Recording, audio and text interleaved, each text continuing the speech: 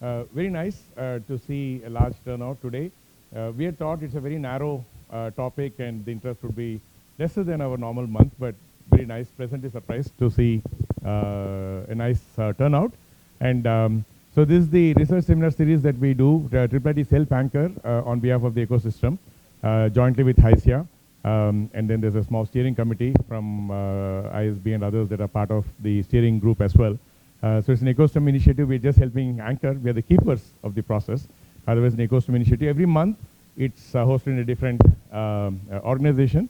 And like we being one of them, we host it every 4-5 months also at the IIIT campus. Mostly companies. And we got the opportunity to do it here. Cybersecurity as the theme, and we requested. We thought this is a very apt location for cybersecurity. So the Telangana State Cybersecurity Bureau is co-hosting this month. We'll have Shika Goel ma'am joining us a little later, the head of the director for the Cybersecurity Bureau. So we normally have the director do a brief opening remarks, but today our new director is going to speak. So I'll request the almost director, Professor P. J. Narayan, to give his opening remarks. He just handed over to Professor Pradeep, Professor Sandeep Shukla just about a week ago. Sir? Good turnout. So this TechForward is a series we started in June 2024 and is running continuously. Every month we have one program. Usually it's an industry academia program. So so far it's been in industry. Now this is the first time we are neither industry nor academia in a government institution. But this topic, of course, is most important because all the other developments in AI or blockchain or anything you have comes for nothing if you don't have the basic security of the systems on which we are doing it. So that's probably explained the interest in this. And as the director of IIIT, when this started, I had the privilege of introducing. But today, Ramesh introduced me to somebody this morning that I am a new professor who joined last week in the IIIT. So that's what I am now. So welcome to this session, and let's get on with it. Yeah, thank you. Yeah, our newly minted professor. So, so we also take the two talks. We have one talk. The format is very simple. There's somebody who curates and chairs each edition. And then we have a talk from an academician and a talk from a practitioner or industry. Two talks, and then we take the talks along with it, the chair's comments also, as there are 3 features already. We get 1 or 2 other related topics of work happening in the city, in that area, and then do a digest, and we publish the digest. It's TechForward digest every month. Will come maybe week, 10 days after the seminar itself. So, so with that, I would now request the first talk. We have Krishna Shastri from IIITH, a partner at IIITH, been in the cybersecurity space for a long time. And it's a very hot area. We were just having a consultation. Right now it's happening in our campus. ABDM, Ayushman Bharat, digital missions, consultation for the next version. And one of the topics that they mentioned just before lunch was security. While it's not a first order problem, they're dealing with more fundamental foundational issues like the data structures and communication protocols and such, but security is a big thing for them in the next wave. So, so glad to have Krishna from IIITH deliver the industry talk today. Krishna, we're all yours. For giving this opportunity. But this is a general disclaimer, I will keep it. All the views here expressed are purely my personal views for 2 reasons or 3 reasons. I'm the standing committee member of Reserve Bank of India for almost 11 years. The cyber security framework of RBI, as on date, every advisory that gets rolled out is in fact I'm a part of that. So don't take my views or RBI views. I'm also standing committee member of SEBI. If those people who are familiar with the cyber security and resilience framework which SEBI has followed out, I'm a part of that. So don't take their views. Worked in 22 years with the Home Ministry, worked in 26 countries via Government of India at Interpol. I'm Interpol Global Cybercrime Expert Committee member. Don't consider my views or Interpol views. This is, I make it very, very clear. And this is, everything is only for the purpose of education, right? Okay. I'm going to set the context. Thanks, first speaker always have some advantage over the second speaker. So I'm going to discuss about, because what industry thinks, what product development is a lot of gap with what really the attacks are happening. That's where we are finding it, and my salary is increasing. That's I told the professor also how it is increasing.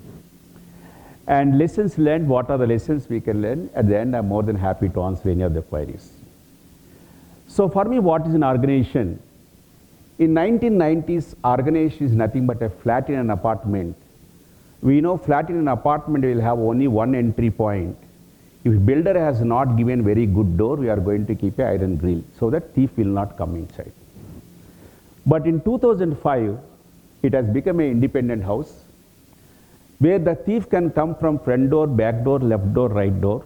But today, bank is nothing but a Mysore palace. We have no idea how many entry points and how many exit points are available. So let us take it the case of something as a bank. We have a multiple banking digital channels. We got clouds, we got vendors, we got APIs.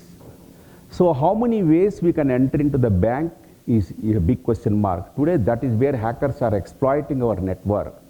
In a common parlance, people say one word: understand our attack surface. Once you are moving from flat to independent house to Mysore Palace, your attack surface is increasing to a great extent. That's why you can go to Mysore Palace, they say, sir, we are having 1400 rooms, but 500 rooms we have closed. So you can have access as a visitor only for 800 rooms. Because they want to reduce the possibility for criminal to what? Come inside. So where the attackers are taking the advantage. First and the foremost, we know very well about it. You have our application, or you may be using a third-party application. Before the actual attacker will come and penetrate into the network, you have to perform something called vulnerability assessment and penetration testing. So organizations were mandated to VA and PT to identify the vulnerabilities and close the vulnerabilities on priority. But there are certain vulnerabilities neither known to you nor the application owner, but only known to the hacker. We know that's popularly called as what? Zero-day vulnerabilities. So what is costing many of us are nothing but what? Zero-day vulnerabilities, remember. Second is, many times we are seeing it, the applications are getting pushed into production without properly testing. Because, okay, my DG organization said, please roll out by 1st July or August. Since I agreed for that, he want to do a ribbon cutting application has been launched. So we are rolling out the product without properly what? Testing it. That's where my regulators everywhere say that before application was pushed into product, it has to be what? Tested perfectly to identify the vulnerabilities and close the vulnerabilities. At the same time, regulators are also mentioning about very clearly secure by design. It means that the design phase itself, security should be what? Embedded. It will never happen in India because very simple. Look at in any foreign country, if anybody wants to construct a house, first they construct the compound walls. If money and material remains, they construct the house. In India, we construct the house first. If money and material remains, then we construct the compound walls. Because construction of house is digitization, construction of compound walls is what? Security. We always going to give the second importance to what? Security. That is where secure by design is not properly implemented. The second is you should have a development environment, you should have a test environment, you should have a production environment. In production environment, if any changes has happened, again it has to be tested and all. A proper change management must be in what place? Can you expect the largest bank in the country, where it's called, it's a State Bank of India, I'm ready to say it, where remember it is making the transactions without asking the OTP. Can you believe it? 920 bank changed the application, 921 remember, the fraudsters started doing this. By the morning next day, they lost 100 crores of rupees. So that is where we are finding it. The applications are getting pushed into production with a proper what? Bugs. Please remember, that's a big problem we are facing it. And denial of service attacks, you are aware, where a huge traffic will come and hit us, so that the server will not withstand for that. But so far we are thinking denial of service attacks means some compromised systems called zombies. And so far our viewpoint is zombies are nothing but what? Some compromised computer systems. Hope you are aware about what is a distributed denial of service attack. But from 2016 we are seeing it. This is the target server, this is the source from where the attacks are coming. So many systems are getting compromised. These zombies are no longer computers. They may be computers, they may be cars, there may be, remember, refrigerators. Today, every device is a smart device. And last year we have seen it, one attack. where somebody's pacemaker was used as a zombie to make some e-commerce website was down. So today what we are finding it is, due to increase in IoT devices where my refrigerator will get connected to internet, where my TV will get connected to internet, today they are acting as a zombies, and they are the one who are routing and what? Putting the traffic and making the servers as what? Down. Third is the supply chain attack. We are very well about it today. The last month what has happened between IIITH and Microsoft? Due to sanctions imposed by, remember, European Council on what? Russia. So Microsoft stopped supporting to what? Nayara. So Nayara went out of operation. 90% of their production has been what? Hit. Tomorrow if India goes against to America and puts sanctions on India, what is the fate of India? Our cloud servers are all hosted somewhere. We have no visibility. What is happening is a big problem. Supply chain attacks are happening it is. So far social engineering means you will think about a phishing mail will come by which you will click on that. You will lose our credentials. Or somebody will call you, sir, I am calling from a beautiful voice, State Bank of India credit card. That's called voice-based phishing attacks called phishing. Or somebody will send you RTO, remember, your e-challan with a link of APK file. So phishing, wishing, remember, smishing, these three are generally so far called as what? Social engineering. But we are finding it a new thing that is called QR phishing.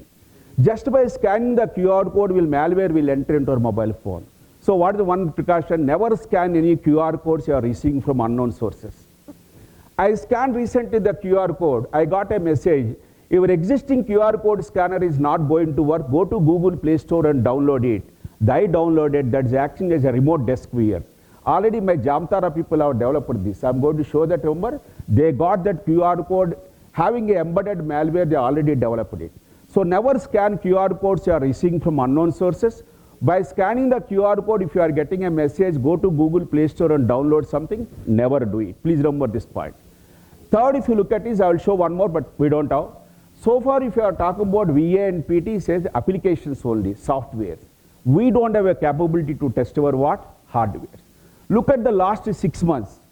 70% of the zero-day vulnerabilities have come from the two firewall companies. Hope you know I am ready to say it. One is the Cisco and there is what? Fortinet. Now, where is the capability for us to test our hardware? Practically what? Zero. Please remember, our VAPT, some tool Nessus will be there, it will run it and give these are the vulnerabilities. But what Nessus is giving the vulnerabilities is only the known vulnerabilities, but not our what? Unknown vulnerabilities. What is the fate of unknown vulnerabilities is a question mark. The next one, every time an attack will happen, the CISO will ask, Shastri, can you do the investigation? I am going to tell you this is the IP of our bank which got first infected. Then he will verify and say, Shastri, it is not my IP. First question the CISO says it is not my IP. The reason is, according to, remember, the CISO of the organization, there is only 6,000 machines in the organization, but according to IT department, there is 7,000 machines were there. It means these 1,000 machines are running in the organization without the knowledge of what? CISO. We properly call as nothing but what? Shadow ITs. Shadow ITs are nothing but the computer systems or the applications which are getting running in the organization without the knowledge of what? Security person. It means for that vulnerability assessment penetration was not done, patch name management etc. has not been. That is what the attackers are going to what? Compromise here. That is where we are facing. These are the big problems in that. Anywhere cyber attack happens on a cloud, vendor says only one, it's a configuration issue. I asked a lot of vendors, you don't know how to configure it, why you are taking the business from us? Even the no cloud service company in the world knows how to configure a remember cloud. I can give you on writing. Please keep this point in mind, because everywhere you might have heard about a cloud breach happens, only one answer they say, it is due to what? Configuration, misconfiguration. First, you gave everything, you configured, now how can you say configuration issue is a one question mark? I will more than happy to answer, sir, okay? Based on that input, you can put me a case, I have a proof to show it. I make it very, very clear, right? So here what we are finding it is, I am finding it is the third, remember the global cost of cybercrime as per the World Economic Forum is $5 trillion US. By January 2026, it is going to become $10 trillion US. So India can never become the third largest economy in the world unless we promote the cybercrime. Please keep this point in mind. Second is cybercrime is happening for every second. 9.5 lakhs of new viruses are coming and hitting all of us. Out of that 9.5 lakhs, 2% of the malwares, how they will work, no one knows about it. Once in 100 years, we got the COVID. Somebody identified that COVID, developed the vaccine. It means, look at it, 2% of that 9.5 lakhs, no one knows, no vaccine is available or no antivirus is available. Hope you are getting that point. So that's where we are finding it. And it's next to impossible because nowhere I have seen it. I have seen a lot of industry reports. The attack has come from Russia, the attack has come from North Korea, the attack has come from China. Have you seen it? Today nobody can tell you from where the attack has come. The reason is very, very simple. Gone are the days based on that IP address we can able to track it. After that, gone are the days by which, remember, based on the tactics, tools, procedures, we can able to identify who is attacking. For example, my policeman can know if any robbery happens, so Gujarat gang is involved, Rajasthan gang is involved, because the type of weapon they used it to break it. We popularly call the cyber security as what? TTPs. Today, the TTPs are distributed. Last week we found it, the Iranian hacking group called Muddy Water Group attack, but the attack has come from Pakistan because Iranians have given their toolkit to what? Pakistan. Today nobody will attack from their IP addresses. The IP may be falling in Russia, the attacker may be in the neighbor's house. Because hackers will use a virtual private networks, proxies, and ultimately the whole money will go to somewhere, Gujarat. From there the money will get siphoned off in the form of what? Virtual currency. And crime has become a service with a perfect supply chain management.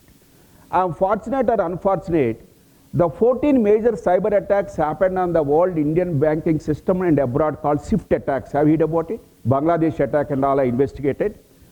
I'm a part for that entire investigations. And where the finally is money is going and landing, in the casinos of Philippines and Macau, or the drug cartels of Southern America, or the arms dealers of the Middle East. Do you think drug cartels are involved in the hack? No. Drug cartels will hire a hacker, hacker will hack the bank and transfer. For every 100 crores, he is charging 20%. That's where crime has become a service with a perfect supply chain management. Caller is different, mule account is different, where money is going different, finally who takes the money is what different. My friend Prasad knows very well about all these problems for a long time. Okay? And where we are finding it is, remember in 1990s if a virus comes, it used to infect my house computer system of Baba Atomic Research Center, computer system of State Bank of India. In 2000 if a virus came, it will impact only banking sector, it won't impact, remember, remaining one. In 2010 onwards I have seen, if the virus was written for Cosmos Bank, it won't impact State Bank of India.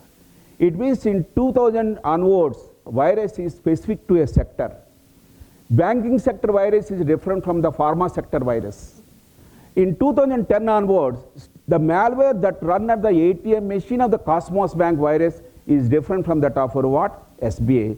Because both the bank's core banking switches are what? Different. That much precision attackers are having today, that's what I want to say it. 0-day software, hardware to explain, but I will try to show some other cases.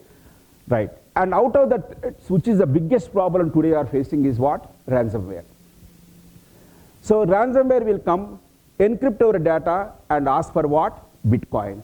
And you'll be surprised to know one point here it is. For one rogue nation, 8% of their country's foreign exchange is coming because of only ransomware attacks. That's North Korea. Due to a lot of sanctions imposed on that country, their foreign exchange reserves have come down drastically. It is encouraging their countrymen to hack into other countries' computer system, encrypt it, ask for the Bitcoin, get the Bitcoin, sell it, and make what? Dollars. So 8% of the foreign exchange of North Korea is coming just because of ransomware attacks, so it's a foreign exchange earner. Please remember, as a cyber security community, what we do. Try to recall, any time that we know total number of Bitcoins are constant. Demand for Bitcoins increases means price also what? Increases. What we'll do, anytime a sharp increase of Bitcoin price increase indicates demand increase, indicates ransomware attack happened. So cyber security have to be careful about it. Today, variation of the Bitcoin price is proportional to what? Cyber attacks. That's what we are observing. So we regularly monitor it. And that is 140 to 240 billion dollars that has been reported, coupled with money laundering and all. Today, to what extent what is happening? Earlier, they used to come and put a ransomware. Okay. I did 4 months hard work to penetrate into State Bank of India and put a ransomware, expecting they will give you 10 rupees. They never paid because they got a very good backup policy. So based on the backup, they are rebuilding it. Okay? Then hackers realized, boss, because of this, they are not paying it. Now first take out the data, then put the ransomware, then send a message to State Bank of India, your customer data is available with me. If I leak it, this data, you will get a penalty of 250 crores of rupees. I am asking only 5 crores, pay me the money. So bank has no option except to pay the money to what? Hackers. Are you getting the point? So that's where nowadays I am seeing it. You will be surprised to know hackers are waiting when India will get the DPDP Act implemented. Already they have the data. Sir, Abhi, if I ask the fellow to pay the money, nobody will pay.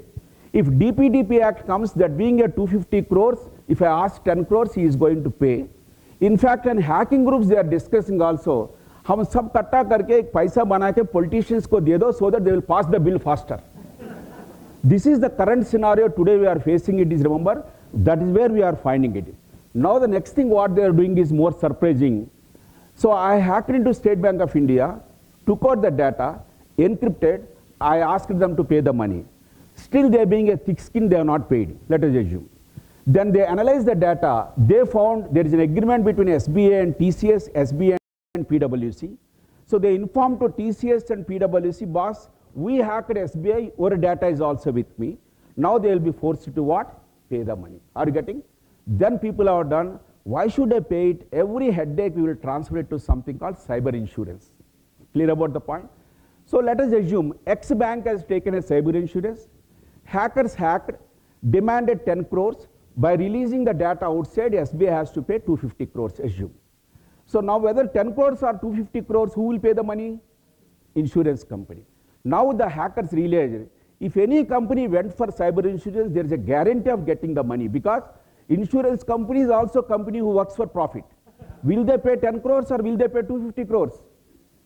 They will pay what? 10 crores. Now they are specially targeting the companies who have taken what? Cyber insurance. Then how hackers knows who took the cyber insurance?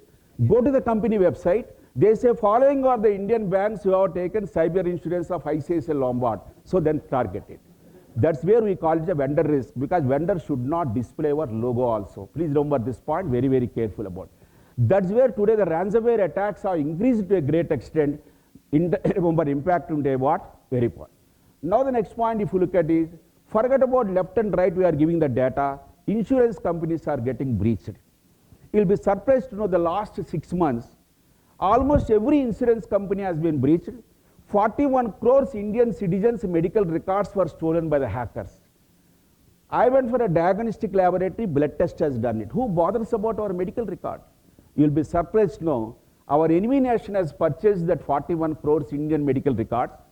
They found in Hyderabad by analytics, majority of the people are having a O positive blood group. In Mumbai, they are having a AB positive blood group. Now they are developing a biovirus which will impact specifically O positive. So majority of the Hyderabad people will die. That is exactly, remember, the bioweapon program implementing by one of our neighboring country because we are trying to build some relations with them. I don't want to tell the name of that because it's right. So that is where we are thinking about the data breaches are increasing to a great extent. Cyber supply chain. This is the biggest problem today you are facing it is. Hardware supply chain is coming from Israel and China. Please remember this point. These products are having a backdoors. These products are having backdoors and remember firewalls, routers, mobile phone which are having a rootkits from where the data is going, no visibility at all. And software supply chain if you look at it, this is a case of what? Israel, because since we know we can't trust it, there is a possibility they will sell it from America, from there they are going to sell it to India. That is another big problem today are facing it is. And that's where you are very well about the Kaspersky antivirus has been banned in what? US. I don't know how many of you aware. Kaspersky is a Russian antivirus. They found all the Americans in organizations as well as in the houses, nowhere Kaspersky should be installed because it is having a what? Backdoor. So today we are in a dilemma. What I am installing, is it really antivirus or a what? Virus. That's a big problem. And third is the software supply chain. Especially this third model is used by Iran as well as what? Russia. Since Russia and Iran, neither software developers or the hardware developers, what is the existing software's hardware, they identify the zero-day vulnerability, then they push the code into that. So all the people are going to download it. We are also going to get victimized. Try to recall the SolarWinds attack. You are aware about it. That's what exactly the modus operandi. So every country is having their own modus operandi of, remember, the supply chain attacks they are doing it. But ultimately, we being a users, today we are facing a what? Big problem in many of these cases, etc. So let me take few incidents for you to understand it, so that mostly I will discuss about one major incident which everyone knows about, because the lesson is only one thing. Shastri, born in 1960s, he uses a old mobile phone of 4 GB RAM. And somebody who is very youngster is using a 12 GB RAM mobile phone. Is the 4 GB RAM mobile phone is better or 12 GB RAM mobile phone is better? I will give you the answer for that. Are you clear about it? And try to think about it. So this is a case where there is a ABCD bank was there. A large number of unauthorized IMPS transactions happened from 9th July to 30th July, and the bank has lost some minimum 100 crores of rupees, take it granted. So we asked it to do the investigation from what? 13th. So what we found it is, try to recall the dates. It is happened from what? 9th to what? 13th. So exactly 1 month, 7 days before, some 76 employees have got a phishing mail. 74 employees have removed and 2 fellows have clicked on that. That mail is having an attachment, unsettled transactions .xls file. He clicked on that, it has asked to enable macros. The second they enabled the macros virus got infected. That got connected to command and control server. From there, hacker has dropped in his machine called RAT. The word stands for remote access Trojan. What the RAT will do, everything is doing on this, it will get, remember, send it to the hacker's command and control. So now hacker got the username and the password of that employee. This employee is logged out at evening 4 o'clock and left the office. Now hacker got connected afterwards with the same username password. On that particular machine, he identified this employee is a local user. So as a local user, I can only see that machine. The hacker will make the local user as a local administrator, we popularly call privilege escalation. So he escalated the privileges, then he scanned the whole network, identified each and every machine, again he put another RATs. Because the hacker was in our network for 15 days, minimum he maintained 6,000 command and control centers. Because if you block that 53,225, the whole effort will be lost. That's why he will make an open more entry points so that he can penetrate to that. Then hacker could understand the whole organization. We asked a lot of hackers, if you compromise one machine, how much time required to understand my Indian banking network? He said, sir, I required only 1 month to understand the whole bank. If you compromise an American bank, how much time you require? Sir, for you understand, I require 6 months. Then I asked, how you are understanding my network very easily? Simple. Today, the word CS means not cyber security, it's a common sense. Because my police fellows were there, I will try to explain them. A lady went from the market for purchasing vegetables. Only for 30 minutes, by the time she came back, robbery has happened. We asked the thief, by 30 minutes mein kaise robbery kiya? Sir, 2 minutes is to break the main door. How much time is having? 28. India mein koi bhi makan aap dekh liya to you can say this is kitchen, this is bedroom, this is hall. First he will go to bedroom, because bedroom albar is where people will keep the money, they will take it out. Then I asked the thief, if 2 bedrooms were there, what you will do? Sir, dono mein bada kya hai dekh lega, master bedroom is the one, that's where that almara first I will break it. If in master bedroom 2 almaras were there, what you will do? Sir, if you are a South Indian east facing, first I will break, if you are a North Indian, I will break the north facing. So in the same manner, once attacker comes, every computer present within the, remember you have IP address, they are called internal IP, 10.x.y.1, 10.x.y.2 like that. In India we follow 10.x.y.1 is for the most important server, 10.x.y.2 is for the next important server. Like for example, Telangana police have taken 100 Airtel group cards, 94001, 94002. One will be given to whom? DGP, 2 will be given to the next one. In the same manner, we give the IP address in so sequential manner, so attacker by scanning 1 to 10, he knows the all critical servers in what? Bank. Are you getting the point? So never give IP addresses in sequence, never give important IP addresses for what? Important servers. Clear? Next thing is, sir, आप change भी करो मैं detect कर सकता हूँ. भाई कैसे कर सकते? Computers are identified not only by IP address but also host name. How beautifully we'll give the host name? PC underscore Banjara Hills, DC underscore CBS core banking server, this is the primary server, DR underscore. Have you seen it? That's how we are going to give it. So that is where hackers are able to compromise the whole network within what? 15 days. Because I want to tell you what I'm expecting from the academicians. Because academicians are not research papers publication. I'm very open to say. Practically, that's where I said, everywhere a cyber security conference happens, I will go. That day, night, I will not have a sleep. Because everybody will, you say, use this product, you are 100% safe. That day, night, I don't get sleep because tomorrow onwards, how can I feed my daughter and my wife? Because I do investigation. And my salary is increasing from 1 crore to 4 crores thanks to hackers. That's where I used to say, boss, kabhi nahi hota, you take it granted. There is nothing called 100% what? Cyber security. Please remember, they are far ahead of us, I want to say. So next thing what the hacker will do, that particular machine where he has, remember, made the local user as a local administrator, he is going to run a software called Mimikatz. This Mimikatz is going to capture all the machines who people logged in, their usernames and what? Passwords. So after 4 days, he is going to get a text file of some 8,000 people's usernames and what? Password in the form of Word document. In the Word document, if I want to identify someone, I should type Control F, remember, to find.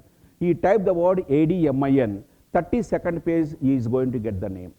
So we used to tell the people, never use in any bank, there is a username called administrator or admin or IT administration or super administrator. Are you getting the point? How you have to think about it? I am standing at the gate of State Bank of India to kill the chairman. If everyone goes as an employee inside, I don't know who is the chairman. If somebody gets a, remember my ID card, say what? Chairman, I can take my gun and fill it up. So please remember, never use any username in the form of what? Administrator. Now hacker got this. All this has happened from June 2nd to 5th July. That's popularly called phase 1 of the attack. In the phase 2, what he will do, 5th to 9th, 4 branches of this bank, 4 bank accounts has been opened, and in each account he deposited 2,000 rupees, and internet banking has been what? Enabled it. So 9th night, what he came, he directly came into this core banking server. The 4 bank accounts where 2,000 rupees were there, he has elevated to 10 crores. Then these 4 accounts being belongs to him, he logged in from the application because he knows the username and password, and he transferred the money to what? Outside bank accounts. I am telling you, left and right they are doing it is 2021 to 2023, 14 Indian banks core banking servers got compromised. Web server, application server, database server, in front of IDS, IPS, you are having so many things. Remember, that's where we are finding it, this problem. So always remember, hacker requires how many machines? Answer is only one. Ek bakara milna mein rakho. Please keep this point in mind. If State Bank of India is having 1,000 branches, 2 lakhs computer system, hacker wants only what? One machine. That is where we are seeing it. 85% of the cyber attack, the infection is happening at the endpoint machine. That too in the form of a phishing attack, where employee will get a phishing mail, social engineering, he is going to click. Now the recent phishing attacks, I will try to show it, how beautifully they are doing, will be surprised to know it. I think 15 minutes is okay, sir? Okay. Because if I ask the organizers, certainly they will reduce the time, I know. Okay? If I ask 20, you would have told 15. Okay? No issue at all. So we don't have this time, let me skip all this. But I want to see persistent threat attacks. They are similar to what somebody asked, what is APT? They are like a people who prepare for the civil service. Preliminary, main, interview, fail, again preliminary. Till they achieve their objective, they will go on what? Working it. So these are popularly called targeted attacks. Till they achieve, 100 people who know how the ATMs will work, that's subject matter experts will come. So 100 people are working together, and they have to be complete subject matter expert. 7 months, 10 months they will work. Then the question will come, who will fund these people? Are you getting the point? That's why most of these APT attacks, the state-sponsored attacks. Please remember who is behind this, because who will pay the money for them? 8 months, 9 months. But that's where we are going to see, if any attack happens based on the tactics. Remember I told you, there is a North Korean group called Lazarus group. They impact only financial systems. And that too, they enter the bank via phishing mail. There is a group called APT28 group, which is nothing but a Chinese group. They never attack Indian banks because rupee ko koi value nahi hai for them. They are interested in what? Defense systems and ISRO systems and all. So their target is different, and that too they will never enter by phishing mail, they enter by a zero-day vulnerability. So what type of tools they use it, whom they are going to target it, we have a very clear picture of the attackers. That's where today the cyber attacks, we are identifying who is attacking and all based on this technique. So attacker started this in September 2017. On July 20th, he got this ATM machine under his control. July 20th to August, remember 10th, he sold the cards in the dark web and asked all the people, on August 11th, you go to any ATM center, insert the card, enter any PIN number, money will come out of ATM machine. And surprising thing, you know what the point? That's where I mentioned in the back slides, if you look at it, that is very simple. That is the most crucial aspect of this. One of the fellow, remember, who is having some 7,000 rupees in his account, he went to this ATM center. Please remember, this is one. So he went to an ATM center, he's a genuine customer of this bank, 545, he went to bank. Sir, 245, I went to ATM center, in my account 7,000 were there, I asked the ATM to give what? 2,000. 2,000 came, he expected the balance is how much? 5,000. It has shown a balance of 6,80,000 rupees. When it is showing 6,80,000, again he asked for 10,000, money came. Like that he took 1,70,000 rupees. As the last attempt, again he wanted to take 10,000 rupees, but this time intentionally gave a wrong PIN number, still money came. So these cards were sold on the dark web for 2,000 rupees. Point is, go to any ATM center during this time, withdraw any amount of money, enter any PIN number, money will come. That's how this attack has happened. As on date, no one knows about in this particular case who is a real hacker in this case. Total money recovered by the bank is 1,82,000 rupees, which the customer gave and returned back to the bank, leaving that bank could not get even a single rupee. Are you getting the point? Then who lost the money? Here you can see.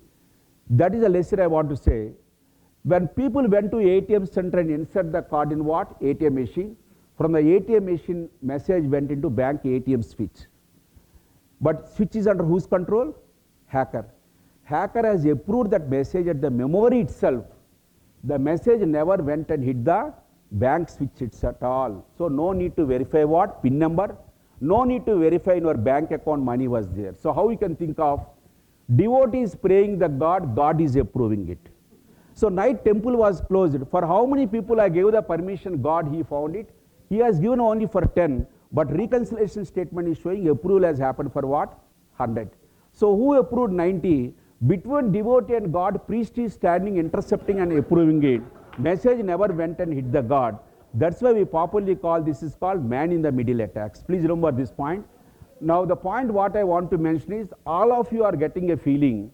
I am typing my username and password. It is getting encrypted, going to the bank server and getting what? Decrypted. Have you seen it? But when you type your username and password, the message will not get encrypted because it won't go to hard disk. First it will go to RAM. In RAM, your username and password are available in plain unencrypted format. Today hackers wants what? Your RAM. Please keep this point in mind. Hackers wants your RAM, and no malware will come and install in our computer system. Everything is going to run only on what? RAM. So if my mobile phone is 4 GB, hacker will capture 4 GB. If his mobile phone is 12 GB, hacker will capture 12. More bigger the RAM, more you are digging your grave. Please keep this point in mind. That's why we know RAM data is available only as long as your computer is in on condition. If you shut down, the RAM data will go off. You will agree the point because that's a volatile memory. Develop the habit every day, shutting down your computer system or your mobile phone per day. 6 बजे उठ के एक बार mobile को of करके on करिए. So if any memory resident malwares are available, they will be wiped off. Please develop this habit, and once you are leaving the office every day, you are not so busy. इतना भी time नहीं है sir कल सुबह system boot करने के लिए मेरा पास कंट्रोल एफ करके लॉग आउट करता हूँ. नो, शट डाउन करके जाइए. Tomorrow maximum how much time you require Windows 11 to boot it? Hardly 1.5 minutes. आपके पास 1.5 minutes नहीं है क्या? Think about it. So please develop this habit. Is every employee when he is leaving, he has to shut down the system and what? Go. That is the most important. So that's where we are seeing it. A large number of attacks are happening. It is now These people went to ATM machines and inserted the card. Message went from here to the ATM switch. ATM switch, that fellow is approving, and money started coming out of what? ATM machine. This is one of the biggest attack we are finding it. Now today you are seeing it. 16 billion people's usernames and passwords are available for sale recently. I don't know how many of aware. If you are using Rediff, Yahoo, etc., so all better you can go and change the passwords. If you don't change it for the last, yes, because you have multiple. I have Gmail, I have Rediff, I have Facebook, I have Flickr, all nonsense, everything I am having it. So I have multiple, right? Now how this is happening it is. Earlier you got a mail, once you are clicking on that it is happening. Now they are making you to click on that. How it is? Today remember I want to visit. Modi went to Japan. What is the Modi's Japan visit? I go to Google and type Modi's visit to what? Japan. I got a page which is giving Modi visit Japan. I clicked on that. It said, I want to know you are a human being or a bot. CAPTCHA will come. Are you getting the point? So now it says, the next thing is, that is what it is going to say. Very simple. Please remember the CAPTCHA, first step is Win R. It means Windows R you press it. Then remember command prompt will stay. Then the next step it is going to do is nothing but what? Control V. It means paste. Then enter. That's all. Your machine will get compromised. So never think if someone is asking a CAPTCHA means it's what? Safe. This is what these info stealers are doing it. Especially this info stealer is called Lumma info stealer. Lakhs and lakhs of people in the world, crores has become compromised today.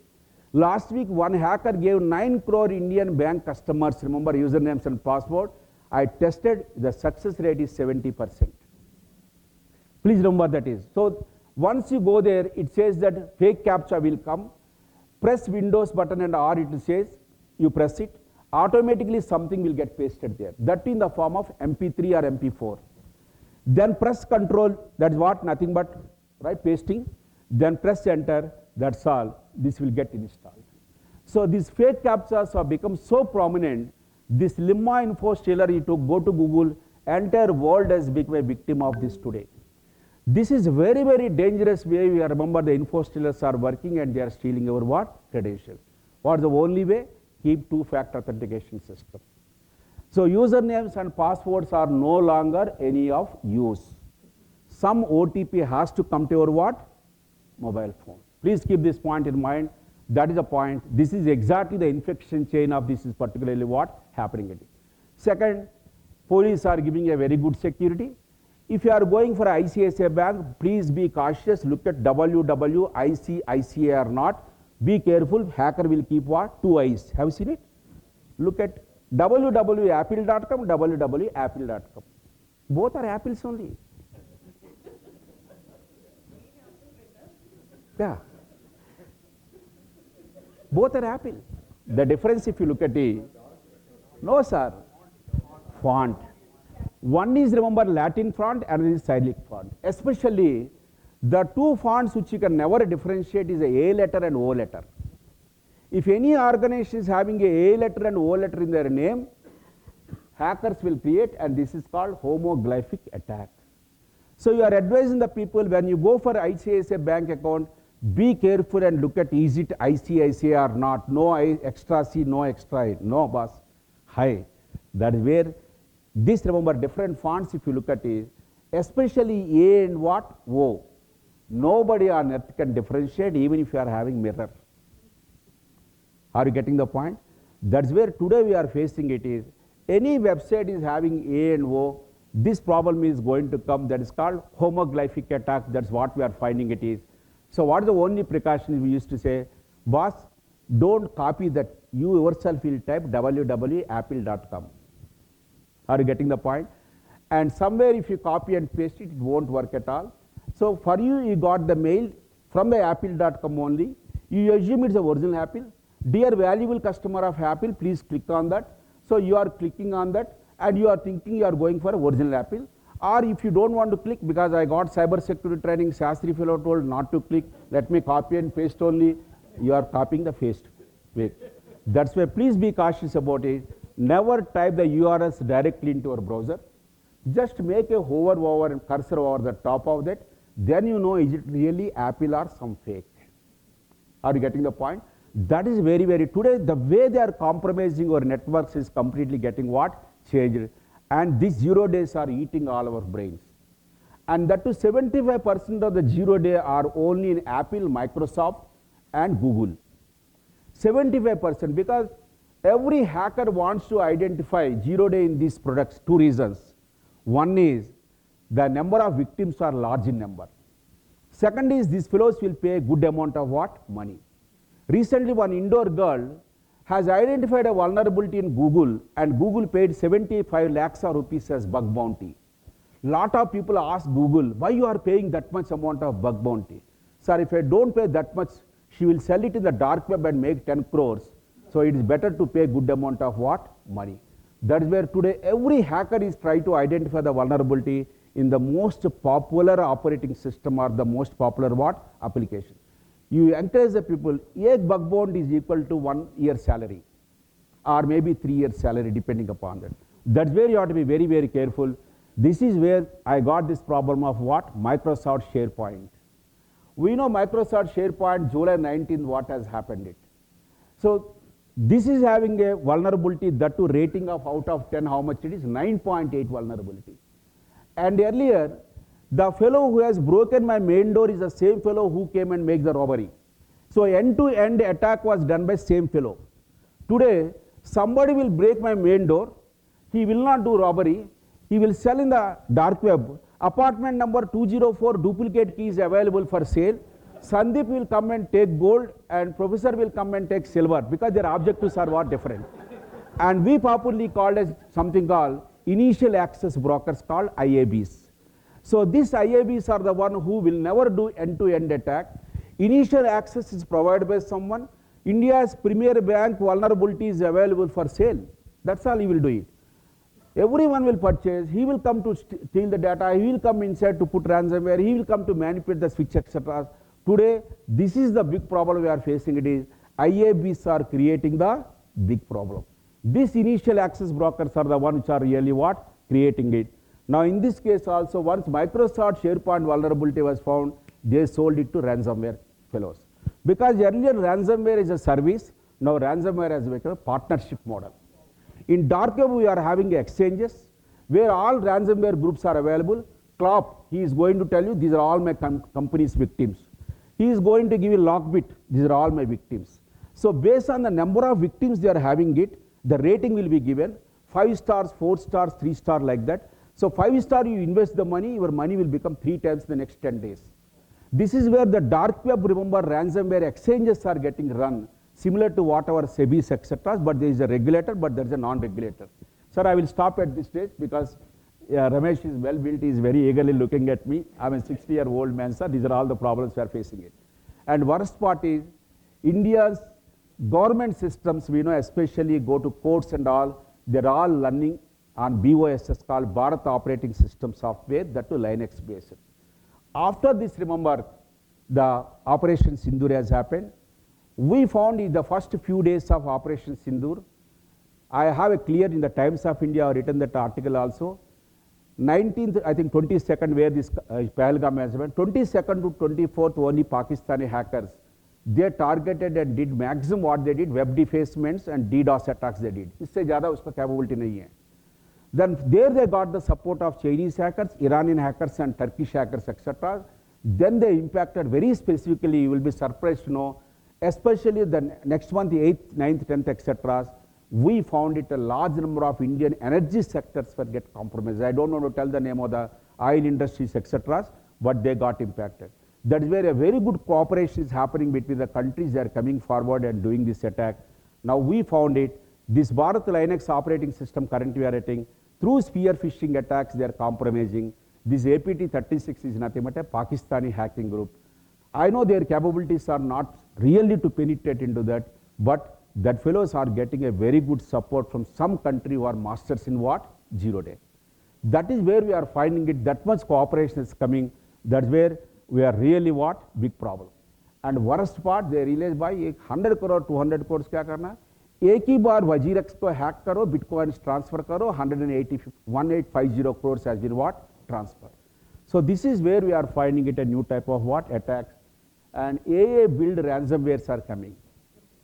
This yesterday we found the first ransomware which was built even with AI.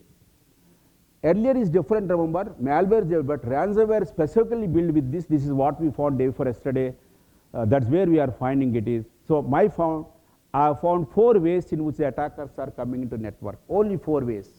Via phishing they may come, or any internet facing server vulnerability they may come, or a third parties they may come.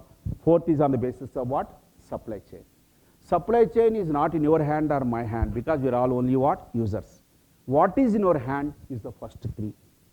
Please remember, bring more awareness, bring anti-phishing solutions. That's the first way to control.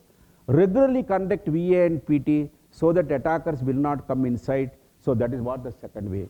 Third is understand who is your vendors. Kitna vendors say your vendor is got connected to which vendor. A complete supply chain you look at it and concentrate in the whole supply chain. So I will stop at this stage, sir. Thank you very much for sharing, giving the time to share my views. Short of amazing. Yeah, in a very engaging and entertaining way, I think you highlighted some very, very grim realities. So thank you so much, Krishna. I'm sure with Sandeep now in the campus, we'll be meeting more often. So next we have Professor Sandeep Shukla, an extremely well-known authority on security, in cybersecurity in the country. Was in IIT Kanpur last over 10 years and just recently moved to Hyderabad, a month now, just a little less than a month now. And he took over as director from PJN a week ago. So, and Sandeep is, like I said, a highly recognized authority on cybersecurity. So he's going to give the academic view. I hope he can match your.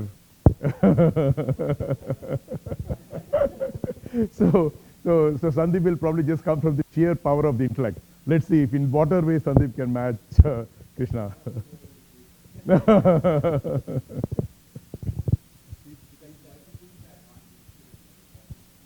The ship is coming in this direction. So this is popularly called GPS jamming and GPS spoofing techniques. Jamming is more worst case we are facing it is. Just go to Google and type it. Air India Vistara Indigo plus Iran GPS jamming, and you are going to get a beautiful. On October 23rd, 2023, Air India Vistara and remember Indigo aircrafts which traveled from India to America, over Iranian airspace, they could not understand where they are present for 1.5 hours. They went into Iraq ATC tower and they asked the Iraq ATC only 2 questions: where we are and what's the current time. Recently in Burma, we got, remember, earthquake. India has sent the IAF aircraft as a relief measure. The flight could not land for 1.5 hours because there is no GPS signals. So today you will be surprised to know my another great friend country are intercepting and changing the transponders. So the transponder entire satellite signals are going off. You know radar, something called, there is an app available. The movement of aircrafts will tell. Recently one country president has left that country and be going to some other country. You are very well about it. If you turn that side, I can tell it. After some time his aircraft was missed. And people thought Israel has fired something, but he went and landed. That country hackers have hacked the satellite, stopped the transponder. So satellite communication completely disappeared. They moved from GPS communication to normal mode communication. Today that is where we are worrying about it. ये सब तो 10 लाख 20 लाख चलने दो. मेरा life तो safe होना है. That is where we are worried about it. I think you are able to see that news also. Why I know very well about that day my wife is in the same aircraft. That's where I am worried about it. Security talk. Right? So it will be very difficult to follow this. But you have said things like PJN is going to take a flight in another 10 minutes. He's going to the airport and you scared him. I guess you have been scared, but I'm going to scare you a little more, but about crimes that are happening with respect to individuals. Some of the stuff that he talked about, many of the stuff Krishna Shastri talked about was, attacks on organizations, attacks on nation states and critical infrastructure and so on. But in many cases, it is the individuals who are being compromised or who are being defrauded. Some of the stuff he talked about, this QR smishing and QR-ishing and all that stuff. So the work that I'm presenting here is a PhD thesis of one of my students, and the work initially started by with a work that we started with Microsoft here and also Cyberabad police. But then, because we looked at cybercrime, normally we look at cyber security, issues of how protection against cyber attacks on infrastructures, on banking systems and so on. But in this case, we looked at cybercrime. So what we found out, so much of it might be already known to the police officers here. So, so first thing that we figured that one of the major problems that we have in India is that number of cases registered are way below the number of actual cases that happen, right? And then the number of charges filed is even, a fraction of it, but the actual successful convictions are very, very low, right? This is because the way the investigative process unfolds is, it's very difficult to actually attribute. And as you were saying that, the VPNs and proxies and so on, it's very difficult to attribute, but how do you use digital evidences and so on in order to actually bring the charges such that you can actually get successful conviction. So another thing that we noticed is that sometimes we think of cyber crime, cyber attacks, cyber terrorism, all these things in a single breath, right? So we say that, think of the same thing. So we looked at differentiating cyber crimes from cyber attack. Now, cyber attacks are of course a crime, right? But in most cases, it's another nation state, APT groups. Those are responsible for cyber attacks on your organization, on your banks, or on your institutions and so on. And there, the police cannot do a whole lot. You can do an FIR and so on, but you cannot do much. But what we want to focus on, people who are working from Jamtara, who are working from Bharatpur, who are working from Siliguri, who are working from these kind of places. These are also organized criminal gangs. They are not as resourceful or as powerful as nation states or APT groups sponsored by nation states, but they are hackers. Or sometimes they are not necessarily technology hackers, they are cognitive hackers. They hack our minds and brains, right? So we wanted to understand, first we wanted to understand how they operate. So here what we are trying to do is trying to distinguish between the cyber criminals versus cyber attackers versus cyber terrorists. So and then we actually looked at the criminology literature and so on, and we looked at there are many different theoretical perspectives by which these things have been distinguished. Now as the law enforcement, you may have to actually investigate a ransomware attack. For example, AIIMS ransomware attack, all the investigative agencies went there to AIIMS to figure out, but actually that is not something that's a very useful, productive use of police's time, because it was done by a nation state and it's not going to be solved by regular investigative procedures, right? But on the other hand, cyber crimes are happening many times by individuals who are within the country, but sometimes they are coordinated from outside the country. So we also looked at this notion of what is called cyber slavery. So we looked at Cambodia and many Southeast Asian countries where our people, Indian people, have been lured into taking jobs by online job platforms.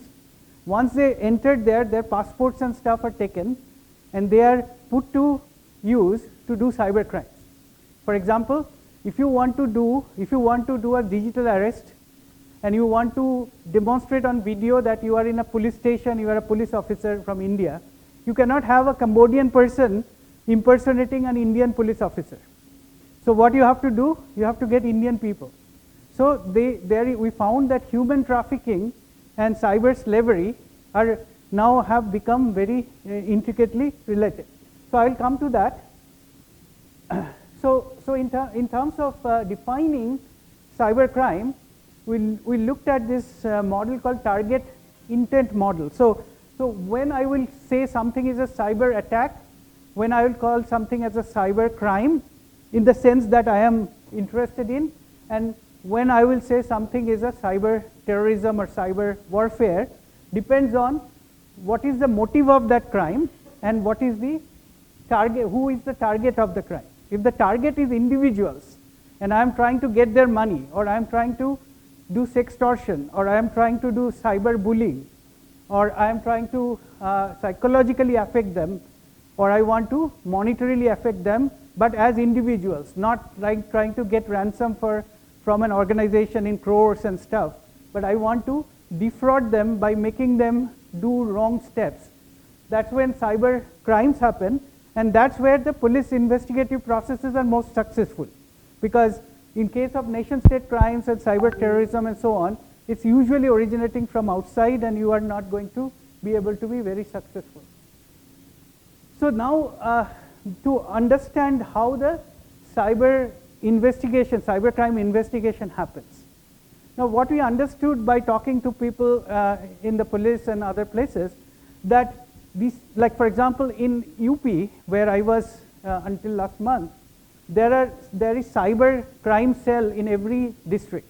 So in every district there is a cyber crime cell, but the people who are working there, they are not necessarily all equally informed about investigative procedures, how to collect digital evidence, how to do forensics, and so on and so forth. So as a result, there is a non-uniform field. So if you are in Lucknow, you have a chance of, there are very well-known police officers who are very good in investigation. But if you are in another city or another town, there is a cyber cell, but they are not going to be able to investigate the way the people in Lucknow would do. And there are so many cyber crimes, as you have seen the numbers. It is not possible that everybody goes to Lucknow, sends the case to the Lucknow, and get the most talented person to do the investigation. So therefore, we thought that in order to create a uniform investigative process and procedure and a support tool would be a very interesting thing to do, so that every time a criminal cybercrime victim comes to a police station, a cyber police station, and describes what happens. Usually victims do not know exactly how it happened. For example, 2 years ago in the news, there was a news that some businessman in Gurgaon, he got a phone call suddenly at night.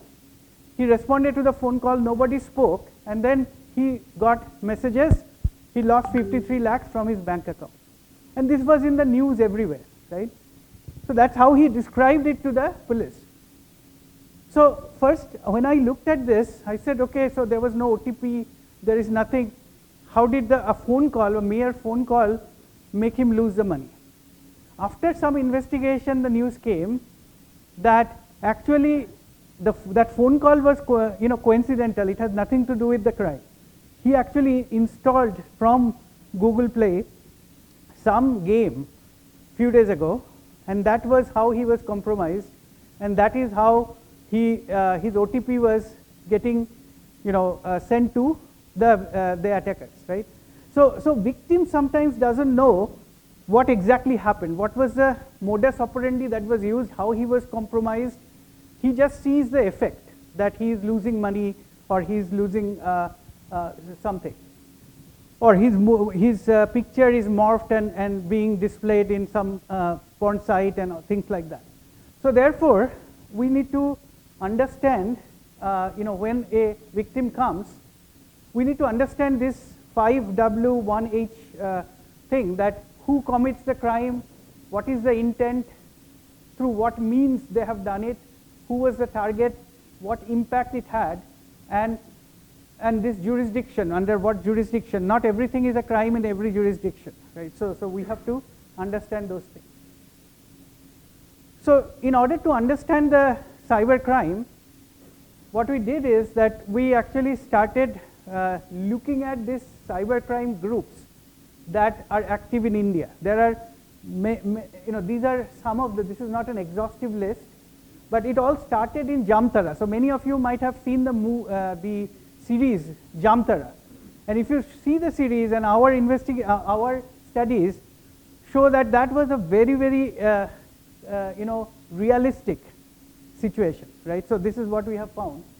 And what we found is that 60% of the frauds that are happening online are from these 5 districts, at least at that time when we studied this.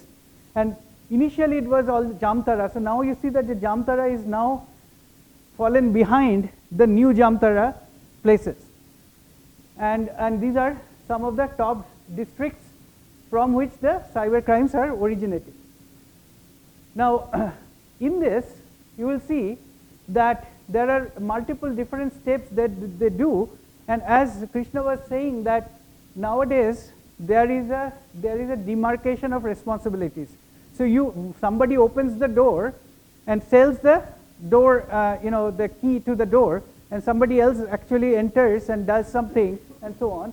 So here also we found that they have this set of people. Some of them will actually do reconnaissance. They will buy from the dark web, breach databases to find your WhatsApp number, your phone number, your social media accounts and so on. And then they might also work on corrupting the insiders. So they will actually call on phone and then talk to insiders. There are other people who will arrange mule bank accounts. Mule bank accounts, if you do not know, are bank accounts of people who have actual bank accounts, but they don't have money.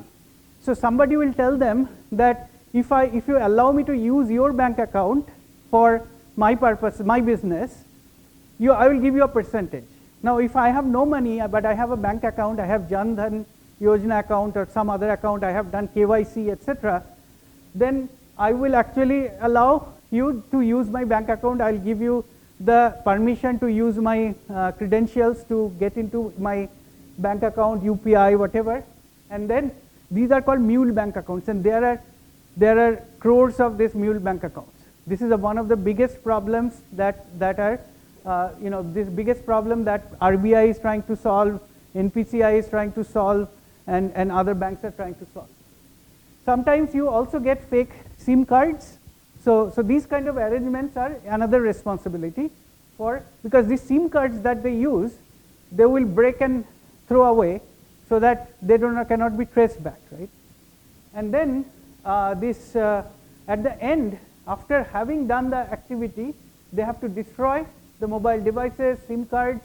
Also, they have to use hawala or cryptocurrency to ship the money out, oftentimes to other countries also, right? So that's the thing. Now we also looked at, so my student, she actually went and interviewed 4 Jamtara criminals who were apprehended in Kanpur, right? So she talked to them, and here the work was that why do so many people, lower middle class or poor people, why do they get attracted to this life? Actually, if you go to Jamtara or some of these places, the economy is thriving. They have houses and everything. You might have seen in that series also. And we found that there is a tendency to normalize crime in cyberspace, and this is called space transition theory. That is, if you are in physical space, you might not be doing a pickpocket. It might feel bad for you, right?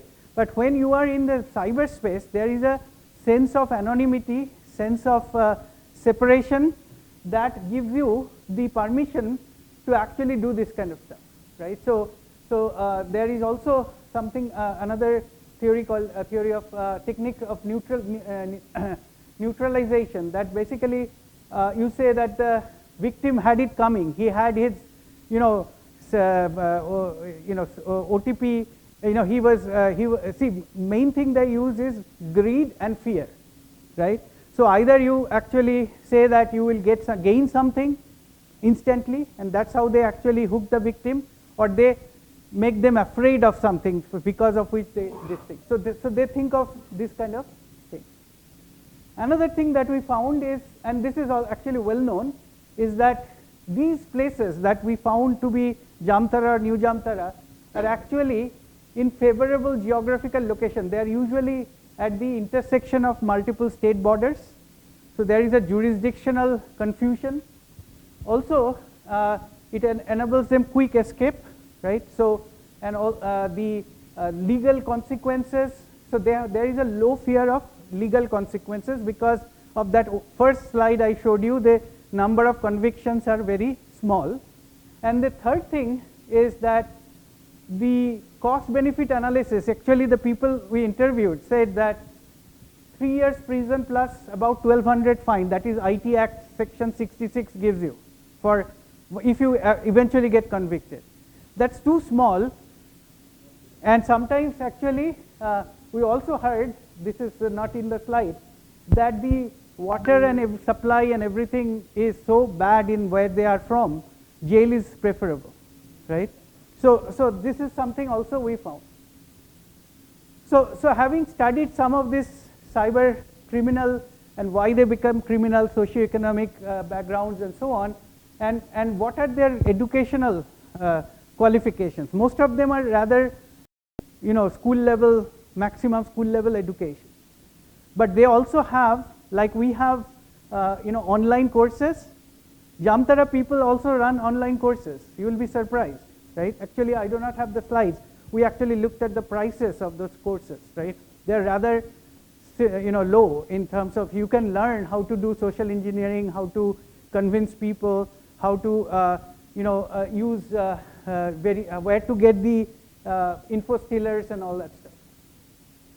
So now, as Krishna said about this process through which a cyber attack happens. So he's mentioned that initially you do the reconnaissance, you try to figure out who the victim should be, then you try to figure out how to socially engineer him or her to actually get infected through phishing or through some smishing or whatever techniques. Then you actually deliver the initial payload. Then once you deliver the initial payload, you actually make them click, or sometimes we have zero-click payloads also, like Pegasus was a zero-click payload. Then you actually start discovering whether this person on whose computer or whose phone you are is actually useful for you or not. Is it a high value? If not, then you will try to pivot. You try to go into others through various means. Like, for example, many of you might have faced that somebody creates a fake Facebook account in your name or Instagram account in your name, and then start contacting your friends, and then starts asking money. So this is pivoting, right? So they found that there is not much you can do. Then, and this is kind of equivalent to lateral movement in the network scenario. Then they try to also discover what assets you might have, whether you are a high-level asset and so on, so forth. So the tactics that we have seen in cyber attacks, so what we did is that we said, similar tactics and techniques are also present in cybercrime. This Jamtara and other guys, even though they don't call it that, but they actually, nothing happens in one go, right? So you have to select the victim, you have to initially infect them or initially contact them, you have to then use the social engineering to get the payloads and so on. So this is what we were trying to do. Now why do I want to do this? Just because we want to do the same thing as MITRE has done. So MITRE is the organization in the US who have done the TTP, the Tactics, Techniques and Procedures Framework. It's called the ATT and CK framework. It is very useful for investigation purposes, to understand the advanced persistent threat group activities. It is for incident response, all this stuff. This framework is very useful. So in cybercrime, when an investigation has to happen. When a police person is trying to understand what exactly happened during a crime, he needs to understand that, first of all, the story the victim is telling you is not necessarily how the actual thing happened. He is telling the consequences. But from the consequences, you have to ask victim a certain few questions in order to create a hypothesis that this is how the attacker got to the guy, this is how the attacker either used a payload or used some kind of a link for the victim to click or something. And then you also have to make hypotheses about how the money moved, right? So through the mule accounts, through various other things. So what we were trying to do is to create a framework in which all these things will be captured. So that we can actually figure out, while I am trying to capture what exactly happened in terms of my framework, I will also then attach the various things like who would be the potential witness, what would be a documentary evidence, what would be a digital evidence. For example, should I collect information about their mobile, their SIM, their social media and all that stuff. So this framework not only captures how the crime might have happened, it's a hypothesis, but along with the hypothesis I can also build the digital evidence trail, right? So that's the idea of this tool. So in this work, we worked with that time in Cyberabad Police, this is 3 years ago, and they gave us a very nice document they have in terms of modus operandi of various kinds of crimes that they have faced. These are most frequently happening crime, like starting from digital arrest, KYC fraud, unauthorized transactions, job frauds, investment frauds, and so on. And then we also found from MHA documents for 158 different modus operandi. So we analyzed this in order to create our framework. So now I'll quickly go through some of these things you might probably know. Task fraud is when somebody contacts you suddenly on WhatsApp and say that I have a very simple way for you to make some money. You do a like on YouTube or like on a social media, and then you will get 10 rupees, 15 rupees, and you actually start getting them, right? Then after a while they will say that I have a bigger opportunity for you, right? And when you actually fall, and I have seen people actually falling for that bigger opportunity, and that's when they strike, right? So then digital arrest, all of you have heard. I mean, a professor from Lucknow, from SGPGI, she lost about 7 crores on digital arrest, right? So you can imagine one of the high executives of a business group lost money. So digital arrest is one such thing. And then here is this scam is when you get a call or message that you have a parcel which has been stopped by customs or something, and then that basically either leads to digital arrest or you have to pay money to get out of this quandary. So this is some of this news from this is investment fraud. The investment fraud is when my friend lost 23 lakhs, right? Some people said that come to our Telegram group or WhatsApp group, and then there will be multiple people discuss fraudulently that they made such huge money. Then you will feel that, oh, some common people like me, they are in this group and they are discussing this, they made so much money. So you start investing. Initially they will show you a nice web page where this money is growing, right? But when you try to withdraw, then the problem will start, right? So this is how a lot of money has been lost. So this is something that Krishna also said about, they make you this thing. So this is common, like, so if you are going to search for support number for SBI or anything on Google, they do search engine optimization, the fraudulent search engine optimization. So the top number will be from the frauds. So you will think you are calling SBI or IRCTC, but you are calling somebody fraud who will actually respond like professional. Then they will say, okay, I'll help you. You have to just download this app. And usually it's a mirroring app of the screen. And as soon as you do that, you put in your password or something, they have all that stuff. Right? So this has happened to people I know. Fake loan app, this was actually has reduced quite a bit. MHA has taken, I4C has taken quite a good step on this. Many Chinese loan apps, they were either fake or they were predatory.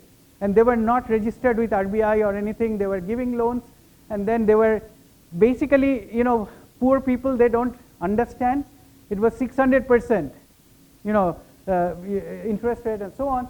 They were doing this, and then they were sending the money through Wazirex and to China, right? So this money was being sent as cryptocurrency, and this was caught. Sextortion. So my person who used to give tea to me in Kanpur, he answered a call like this. Then he saw his picture with a girl, who was naked and all this stuff, video, and sent to him saying that, I'm going to post it everywhere. Poor guy was giving money. So I said, you should not give money to this kind of thing. So sextortion is common. Customer care fraud. This is I already said that fake apps and stuff will come, or fake search engine optimization. Cashback fraud, right? Now another one that somebody will say, oh, sorry, by mistake I sent you some money on UPI. Here is my QR code. Please return the money. You sign the QR code. You quickly type in your UPI PIN, and the money actually goes to him rather than coming back to you. So fake hotel booking scam. So we were actually responsible for oversight of Kumbh Mela cybersecurity this year. So there I saw that so many hello, hi. So many of these fake hotels around Kumbh and so on. So this was happening quite a bit. So this is again cryptocurrency fraud. So we have actually developed in a crypto forensic tool in Kanpur. Actually that is required because you have to understand how the cryptocurrency frauds happen and who is getting the money and so on. So these are fake insurance fraud. Fake insurance fraud is also pretty common. Fake call center scam. Now recently, the police and MHA have arrested a lot of these, right? So this is also quite common. Payday loan fraud. So these are the fake call centers were set up to target retired old people in the Western world, especially US. And this payday loan fraud, Amazon fraud, Microsoft scam, antivirus scams, they were happening in large scale. This is another one. Now this is what I call, so you must have seen that last few days that ChatGPT suggested suicide to a young boy, and his father is now suing this thing. So now we have to be careful about the AI also doing this, right? This is a big problem. Lot of this kind of things happening. Social media hacking, people lose their social media accounts and so on. Verism use apps to turn on, you download an app in your computer, you download it, it opens your camera. And then it sees you, takes your picture, and then use that for extortion, various things, stuff. Cyber stalking, this is another one, especially young victims, and many times these are unreported. People are not so keen on reporting and involving police on this. So awareness is an important thing. So this one is actually, we don't talk about it, but we found in dark web, child porn, huge problem, right? So you cannot believe how big a problem it is, even in India. Now, matrimonial fraud, pig butchering scheme, you know, somebody, you know, a lone person, somebody from abroad, claiming to be from abroad, will romance you and so on. Then they will say, I am in Bombay airport, I was giving you a surprise, I was bringing you a gift, but the custom now wants, you know, 5 lakhs for duty, can you send it? And people have sent, right? So there are many types of matrimonial dating scams and pig butchering scams that happen. Subscription scam. Now, sometimes you will get suddenly that somebody adds you to a WhatsApp group. Now, there are many things that can happen in that WhatsApp group, but you also know that the MIT, by the 2021 rules, if you are in a WhatsApp group where you know, let's say seditious activities are going on, you can be actually taken to you know, you can be charged, right? So there are various things that you have to be careful, and there are ways to actually turn off, you know, automated addition of any person to WhatsApp group. You do not have to do this, you know. And then there is another one where they morph your picture, create a nude or something, and put it in the porn sites or YouTube or whatever, right? So this, you know, by analyzing all these different cases, you know, various modus operandi and so on, we figured that, you know, what Krishna was also saying, that there is an operational compartmentalization, like how they gather information, then they build up resources, they connect with the victim, then execute the crime, then make persistence in the crime, and then taking measures to avoid being detected or tracked. All this stuff led us to create this this framework, and in this framework we have 14 different tactics. So any attack or any kind of cyber crime will actually use a subset of these tactics in a particular sequence, right? So they can start with, usually they start with reconnaissance to figure out your you know, social media or your WhatsApp number or how to get to you. They will do resource development, they will create phishing email, and now with AI, creating phishing email which is very personalized, very believable, is very easy, right? So then they will do initial contact, they will detonate the payload in some way or the other, and payload may not be necessarily executable. It may be, you know, some cognitive hacking, persistence, and so on. So this is how the tool looks like. This tool actually is what we call a cybercrime navigator. In that, basically, as you can see, this is like the TTP navigator of MITRE, but here there are two things. One is that for every tactic, so we have a sequence of tactics on top, and then each tactic is implementable by corresponding techniques. For example, to do reconnaissance, you could actually get the information from dark web, you can get the information from social media, you can get it by phishing, so various things. So we have these tactics, and each tactic also has a corresponding, each technique has a corresponding procedure. So if I go to a police officer and say that this happened to me, there are two things the officer can do in our tool. One is I have a search on the right hand side, as you can see. Suppose this guy says I have been you know, defrauded by insurance. So you can type in insurance fraud, and it will highlight in our tool what are the different tactics that might have been used. It doesn't say that it has been used, but it will tell you these are already stored cases that we have there. So the police officer can say, okay, so there must have been some reconnaissance, there must have been some resource development, there must have been initial contact, and these techniques have been used.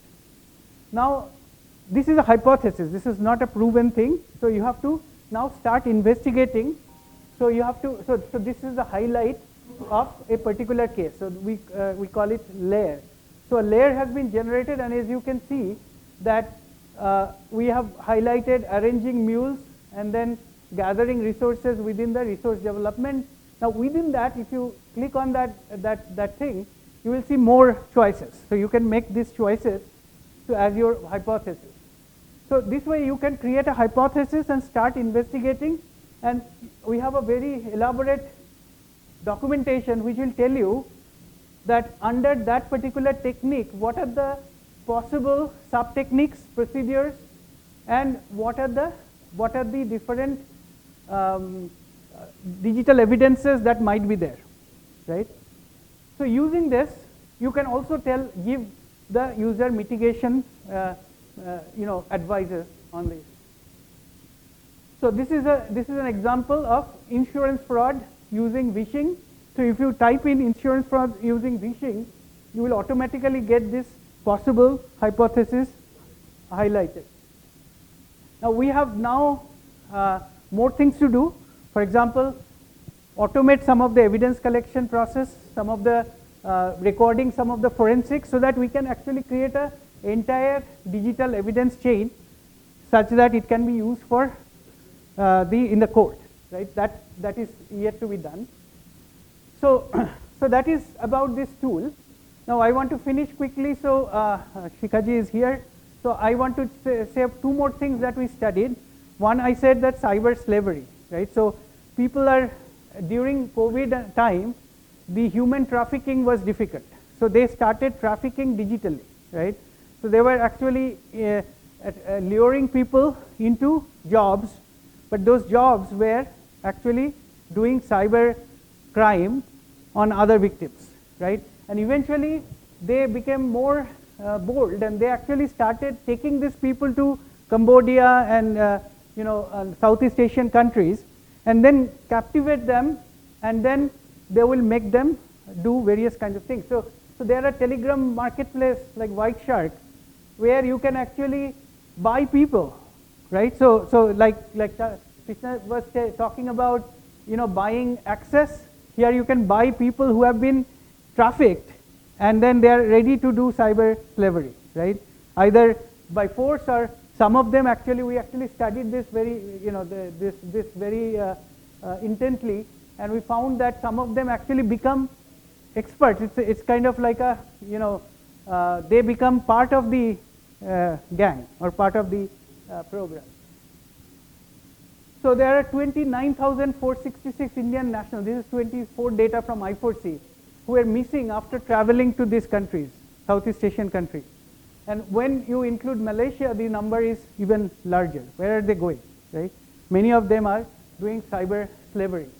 About $361 million loss. This is I4C data as of July 24, and 46% this were coming from Southeast Asian countries. So we have a huge problem there, right? So like the APT groups, these like Jamtara and all that stuff now has moved transnational, right? So the last thing that we studied in this work is this UN Cybercrime Convention, where it is going, and India is supposed to be a signatory of this in some months from now, right?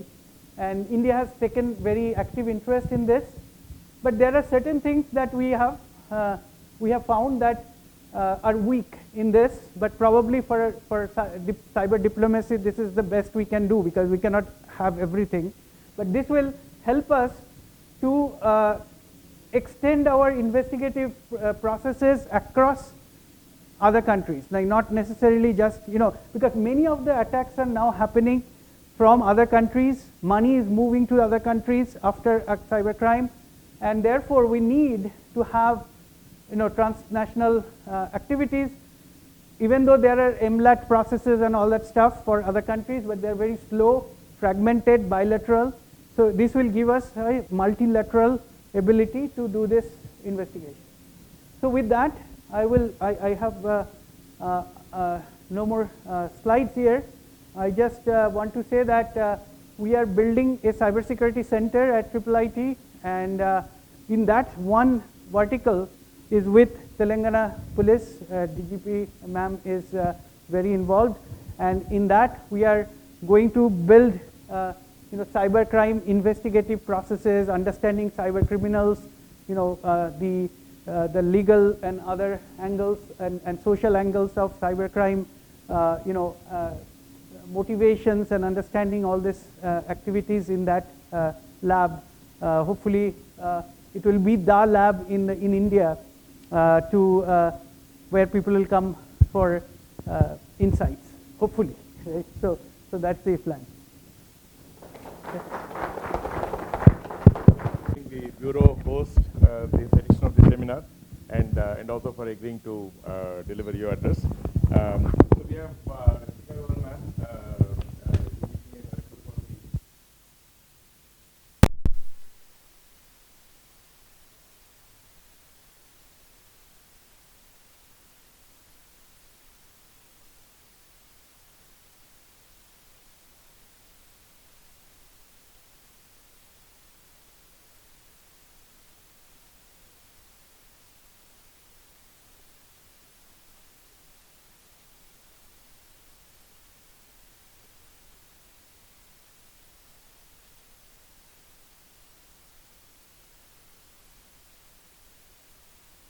the student works on studying how to use some of it, the fraud patterns, cyber fraud patterns. So ma'am, we want to hear from you now, your thoughts on the whole space and some of the things that we should be focusing on, ma'am.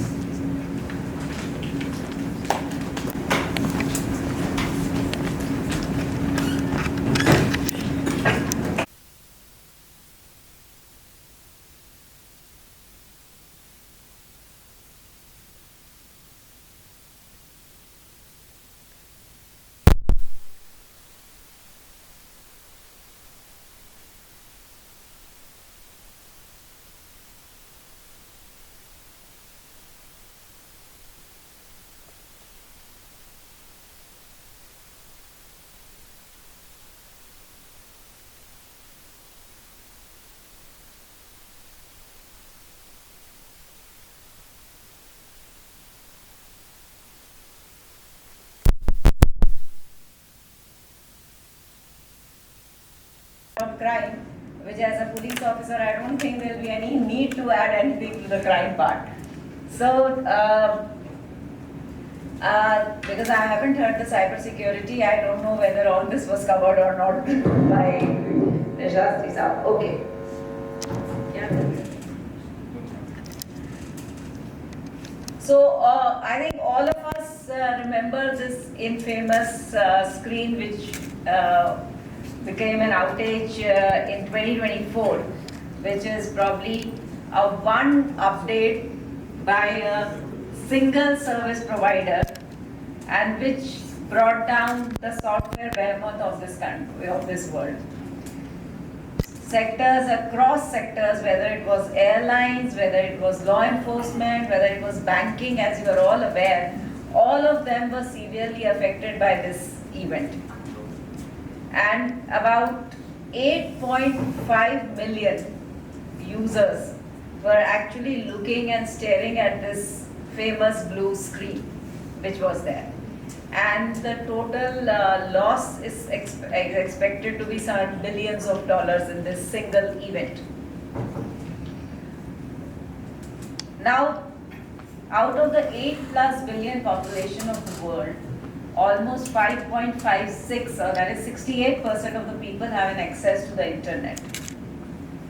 And all our major utilities everywhere are basically now dependent on something to do with the cyber world. So including emergency services like even hospitals and everything are now deeply dependent. And you must have heard what Microsoft itself said after this CrowdStrike, that it demonstrates the interconnected nature of our broad ecosystem.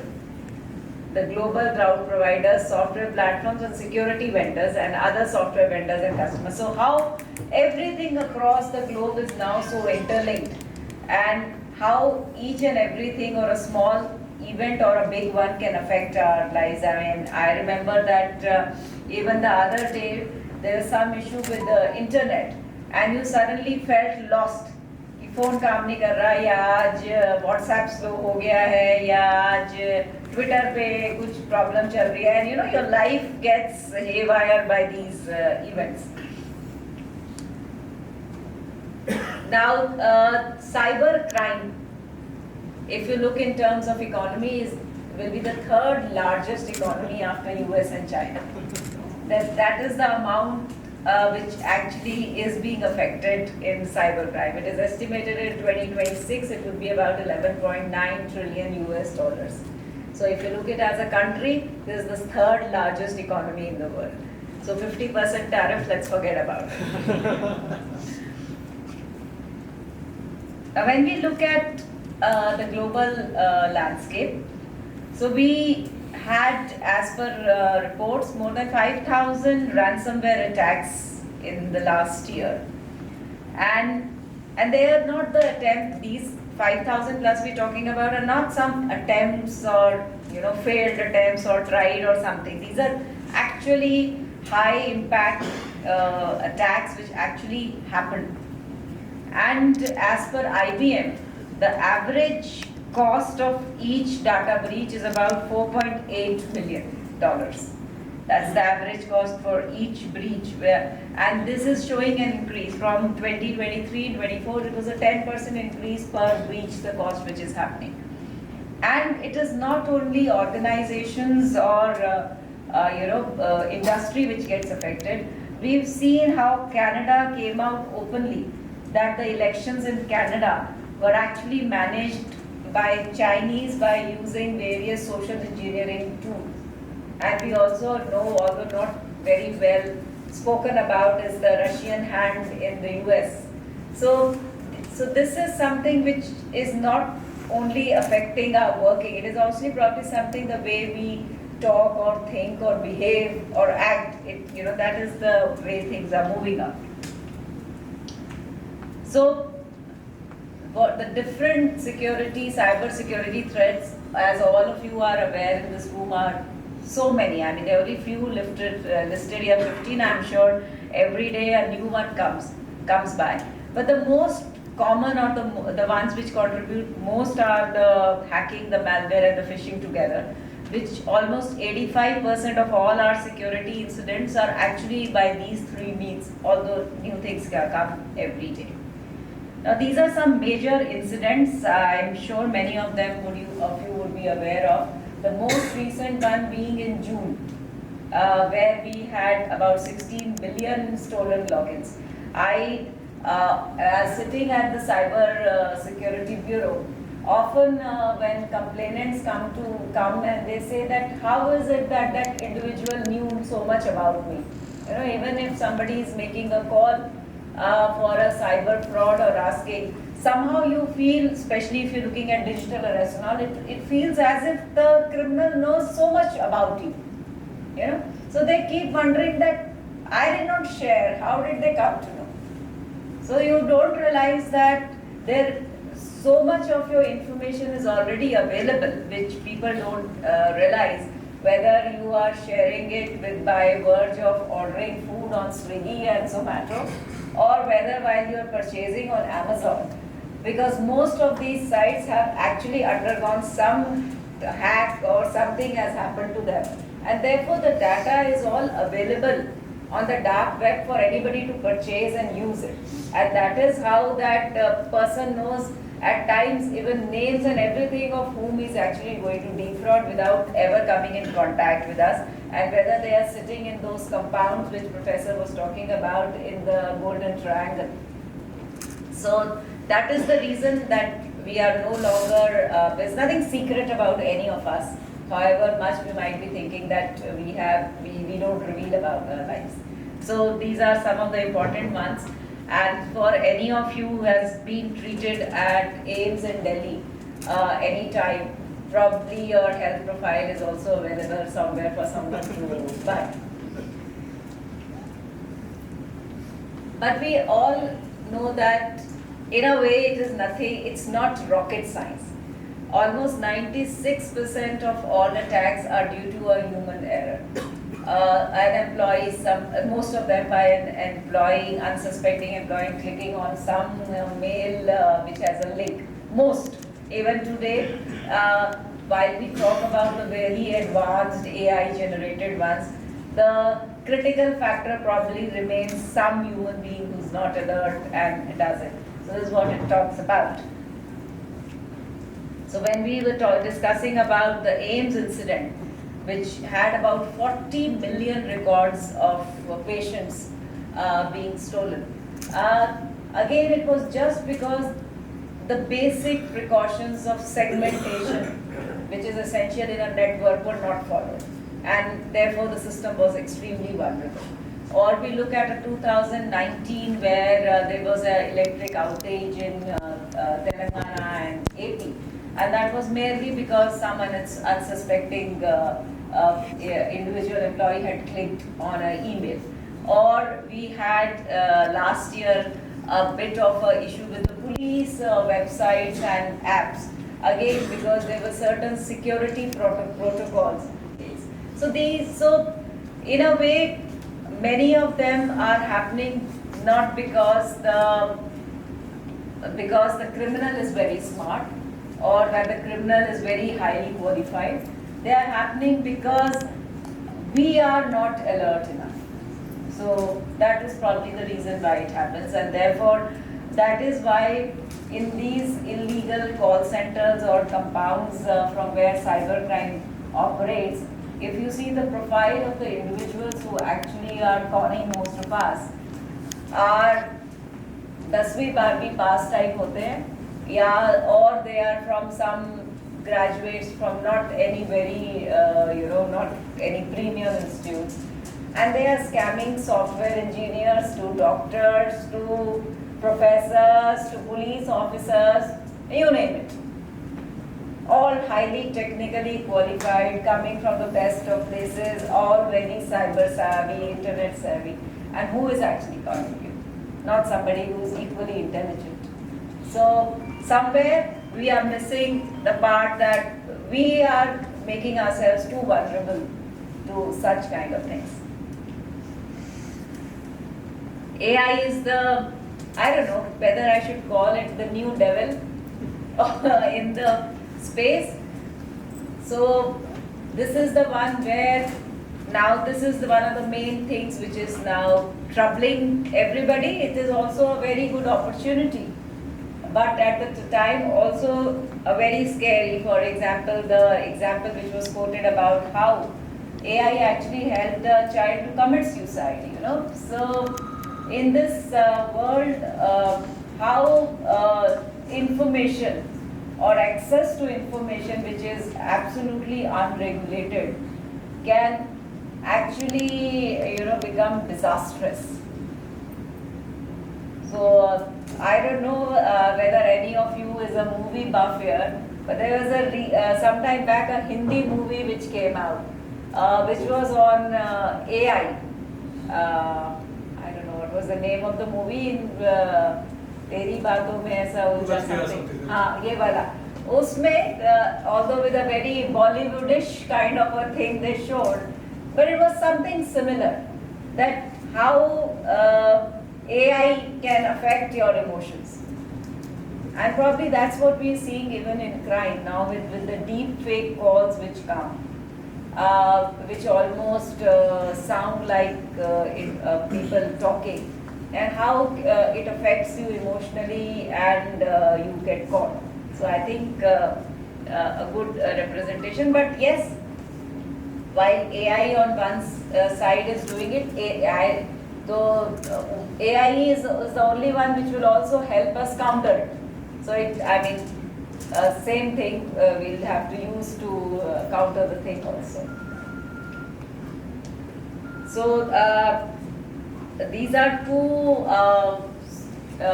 recent case studies where AI was used. One by the Microsoft, which claims that their Defender is something which can now detect these and prevent an attack.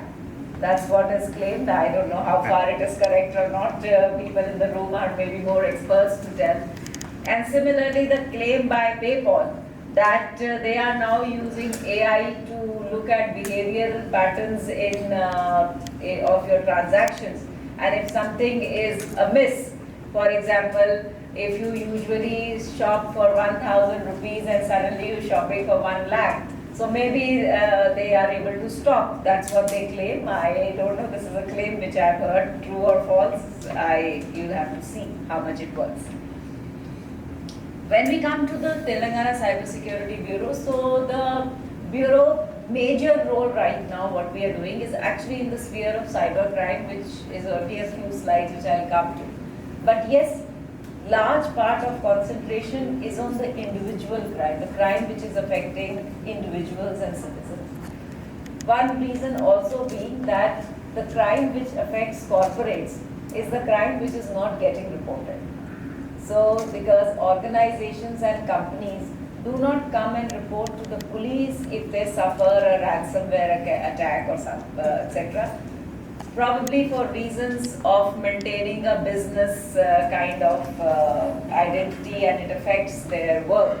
So presently we are not getting those complaints to us, and therefore the concentration continues to be in the individual crime. As far the other things are concerned, this bureau is the CISO for the police, state police, and we are in the process of fully making functional a SOC in the bureau. For the police, we've already done large number of penetration tests have been conducted, cyber hygiene audits across the police department are being conducted. We are also doing cyber patrolling, especially in the areas of CSAM, the child sexual abuse is the major concentration, plus social media monitoring is happening. Some dark web crawling is also being done by the Bureau for these major sort of crime areas, whether it is drugs, whether it is child sexual abuse. These are the things which we are doing. And for the department, we are working on all these aspects as of now. But as I said, a major part of us goes into the crime part, the individual crime part as present. So if you look at the individual crime part, presently, as on date, the top 5 MOs or the modus operandi in Telangana which are there is one, the stock investment. First of all, in this room, is there anyone who has till date not received any call or any SMS or any WhatsApp from relating to cyber issues? Anyone in the room who hasn't till date received? No one.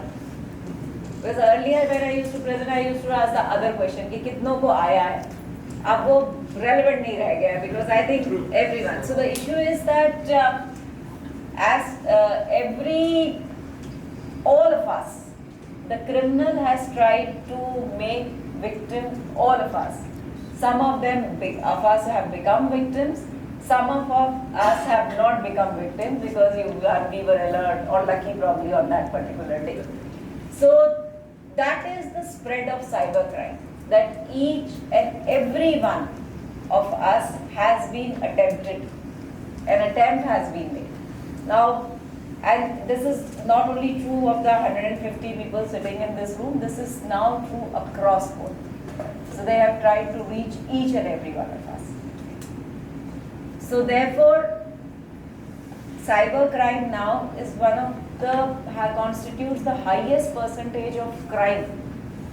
So for all crimes put together, the major percentage of that crime actually now is a single cybercrime which is there.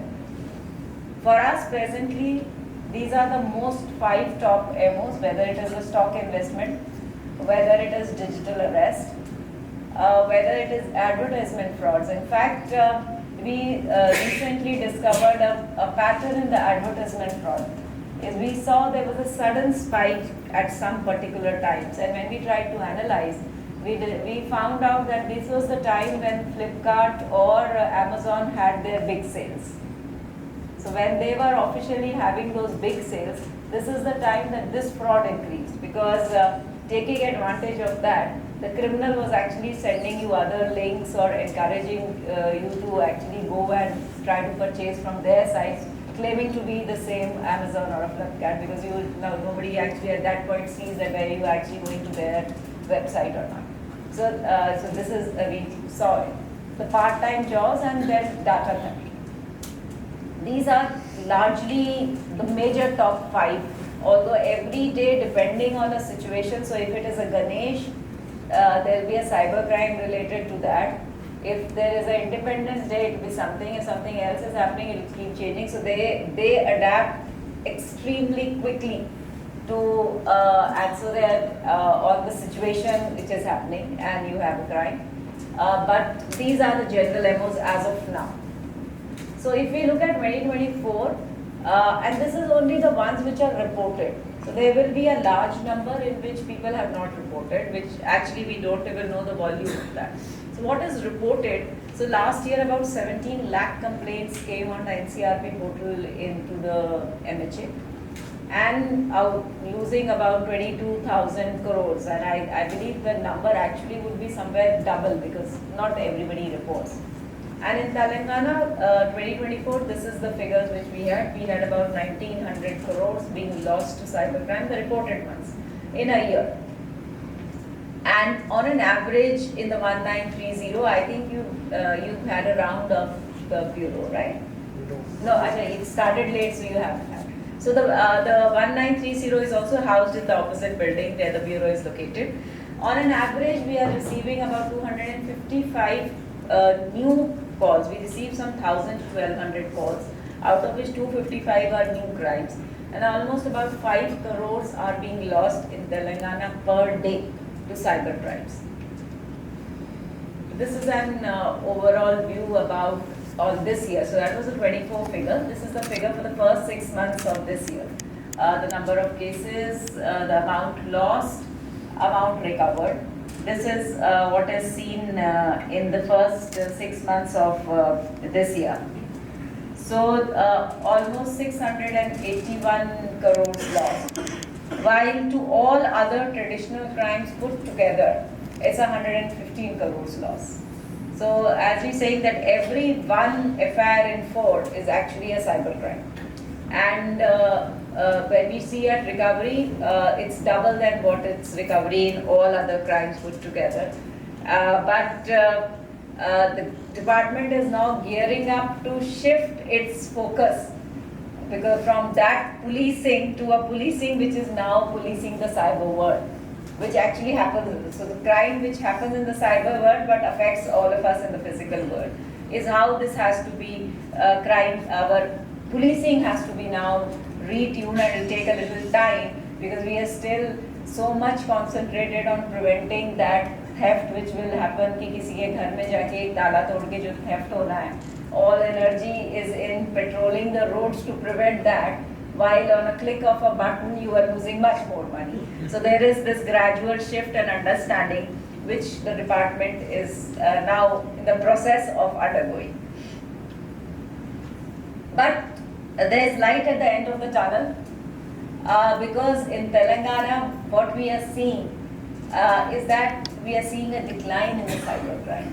So when we compare the first 6 months of this year with the last 6 months of the previous year, we are seeing a 13% decline in cybercrime, while in the country it increased by 37%.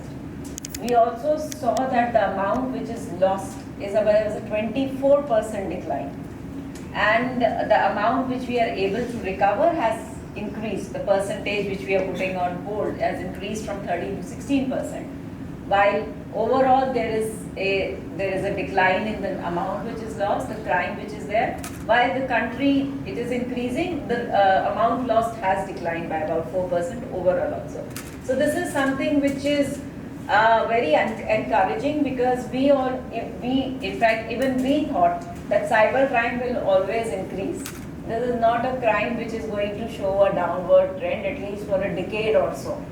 But we have seen that it can. If we put certain strategies in place, if we work with the public, if we create enough awareness, along with deterrence, there is a scope of cybercrime to decline, and the figures are showing this.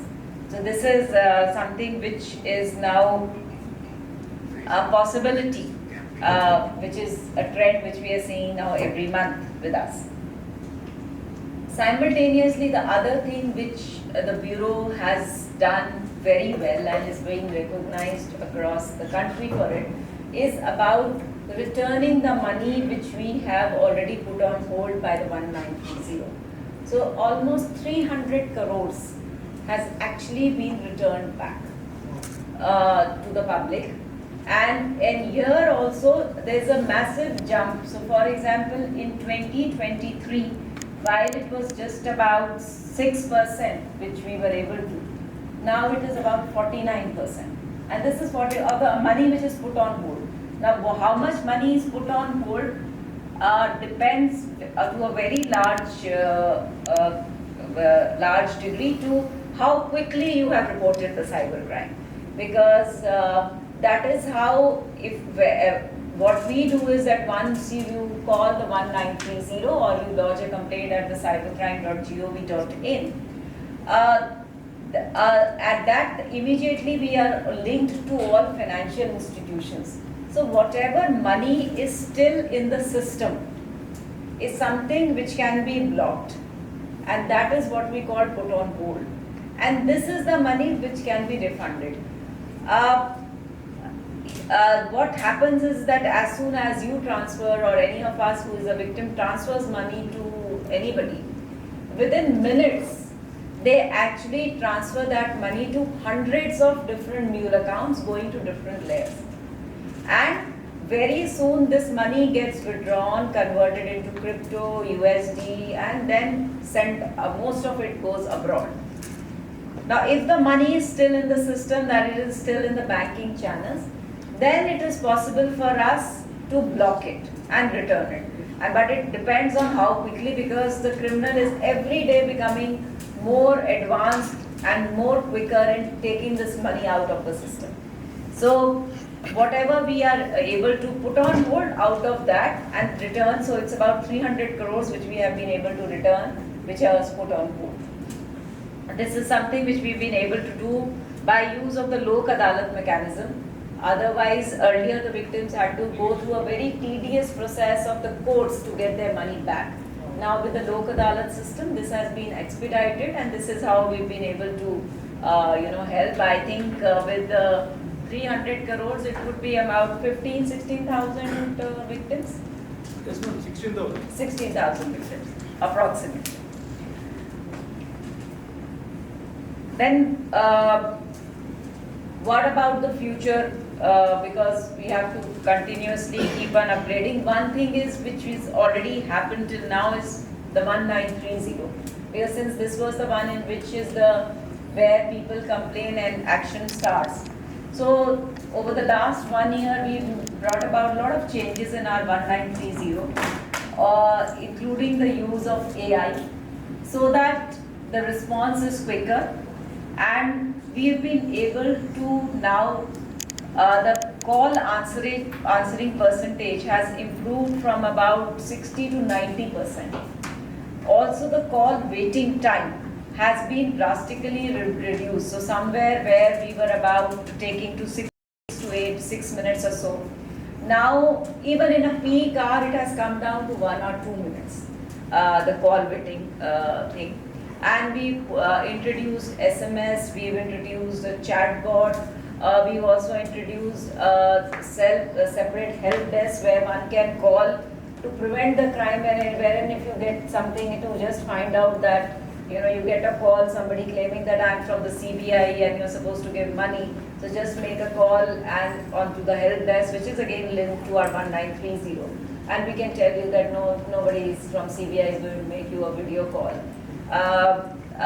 We are infamous in Bollywood. The police is infamous in Bollywood to arrive at the last. So expecting that we would be arresting you on a WhatsApp call is something at times feels good, that people have started thinking that police can be so fast. So nevertheless, we have this help desk also now to help in preventing crimes. If somebody has a doubt that I've got this link, whether I should click it or not click it, or somebody is asking me, telling me that I'm going to get a 200% increase if I invest in this X stock, whether I should click that link and send that money. So you can ask us, we'll tell you. And besides that, what we are, just like Professor Sandeep said, that we are tying with institutions like the IIIT to find solutions. See,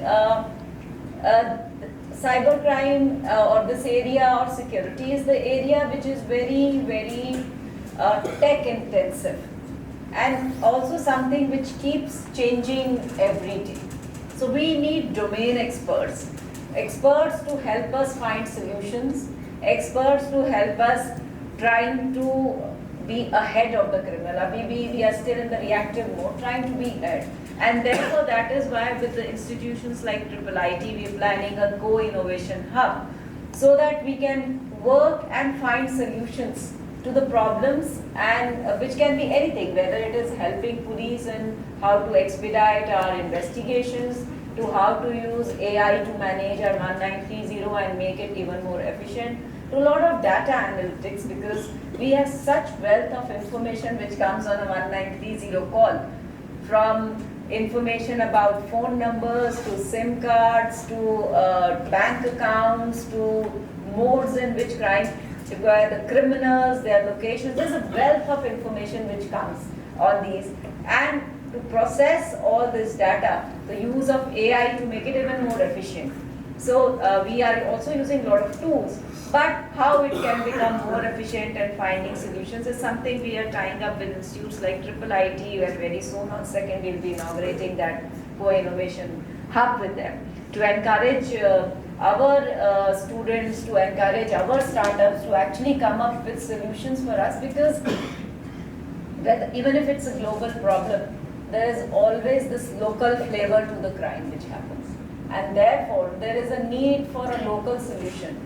As most of you would know, a country abroad, most of the Western countries, are not much concerned about this personal fraud which is happening, to which we are, as a country or as a police, we are spending most of our time and energy on. Abroad it would be, ki, theek hai, you have an insurance, you will get back that money, right? So police does not pay much attention on investigating these crimes.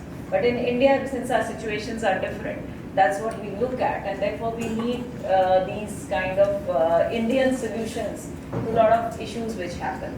And that is where the future plans lie, along with a very intensive cyber awareness campaign, and where each one in this room actually comes into the picture, is that if all of us decide that we on our own at least spread in, cyber awareness, because this is also one of the most preventable crime.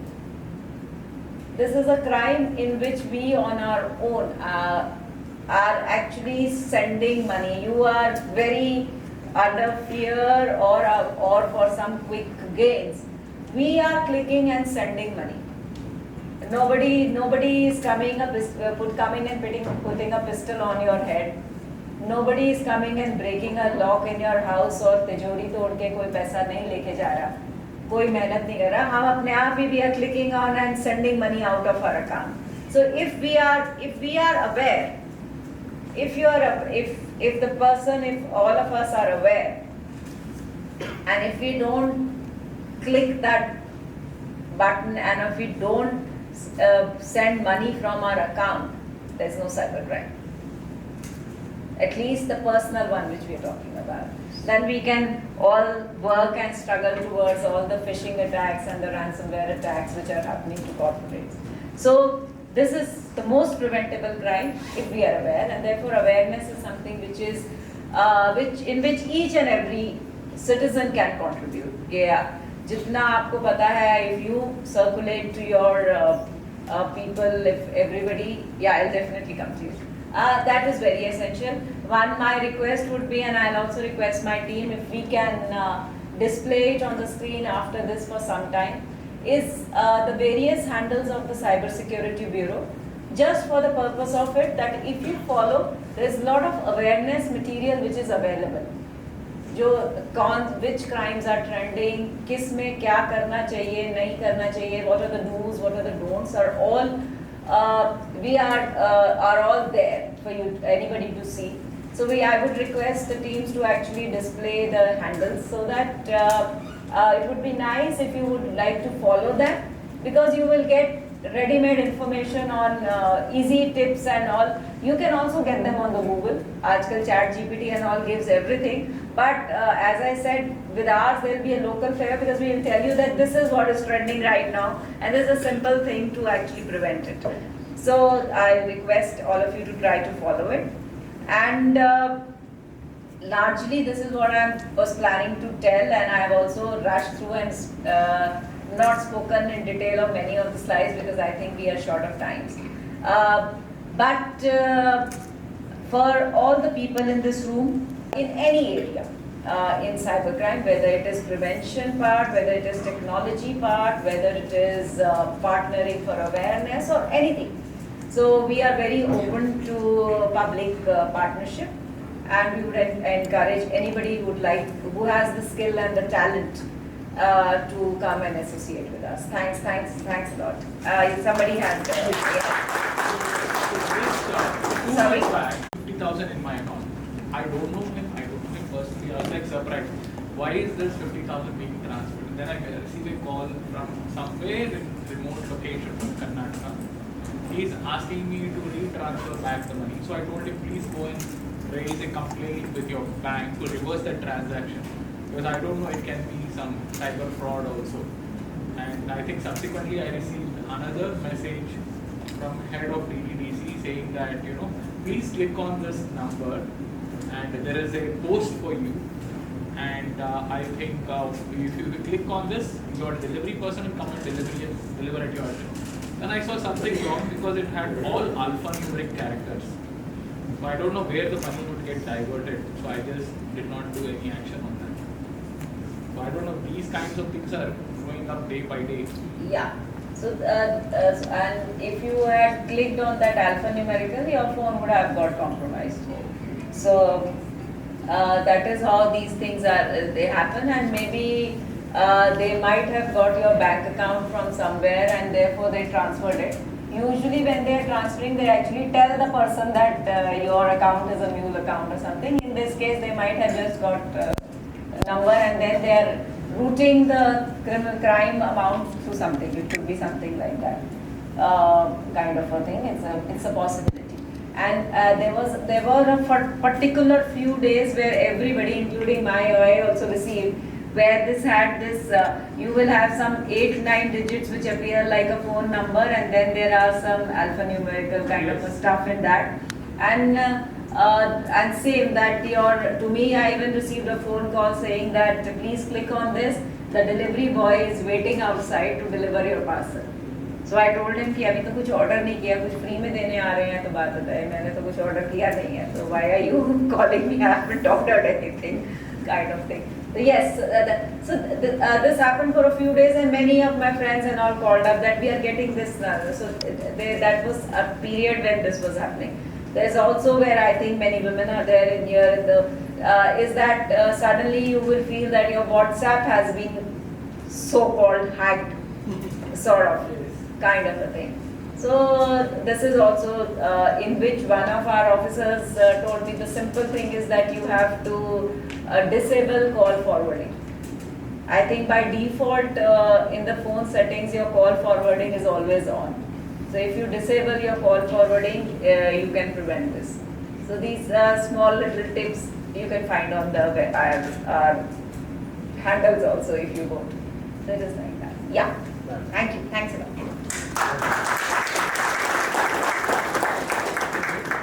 Maybe 5 minutes maybe. We just get both of them also. If I did this something specific to join Q&A for 5 minutes. We'll just take a few questions. Nowadays, technology is very improved, and even the rural areas like villages, they are using the smartphones like our parents, and they don't know that much more about the technology, but they are using the smartphones nowadays. So they are getting the number of calls and number of links to there. What kind of awareness program you are going to take in the future, or what are the awareness programs you are taking to do for the like uneducated people? About rural people. Rural people. So the awareness programs don't only happen in Hyderabad. Our awareness programs happen across the state, across all police stations. In fact, in Telangana, each and every police station, 792 police stations, each and every police station has one constable who is specially trained on cybercrime. He's called a cyber warrior. So, and in each and every district of Telangana, we have a setup of the bureau, which we call D4C, Cybercrime District Cybercrime Coordination Center.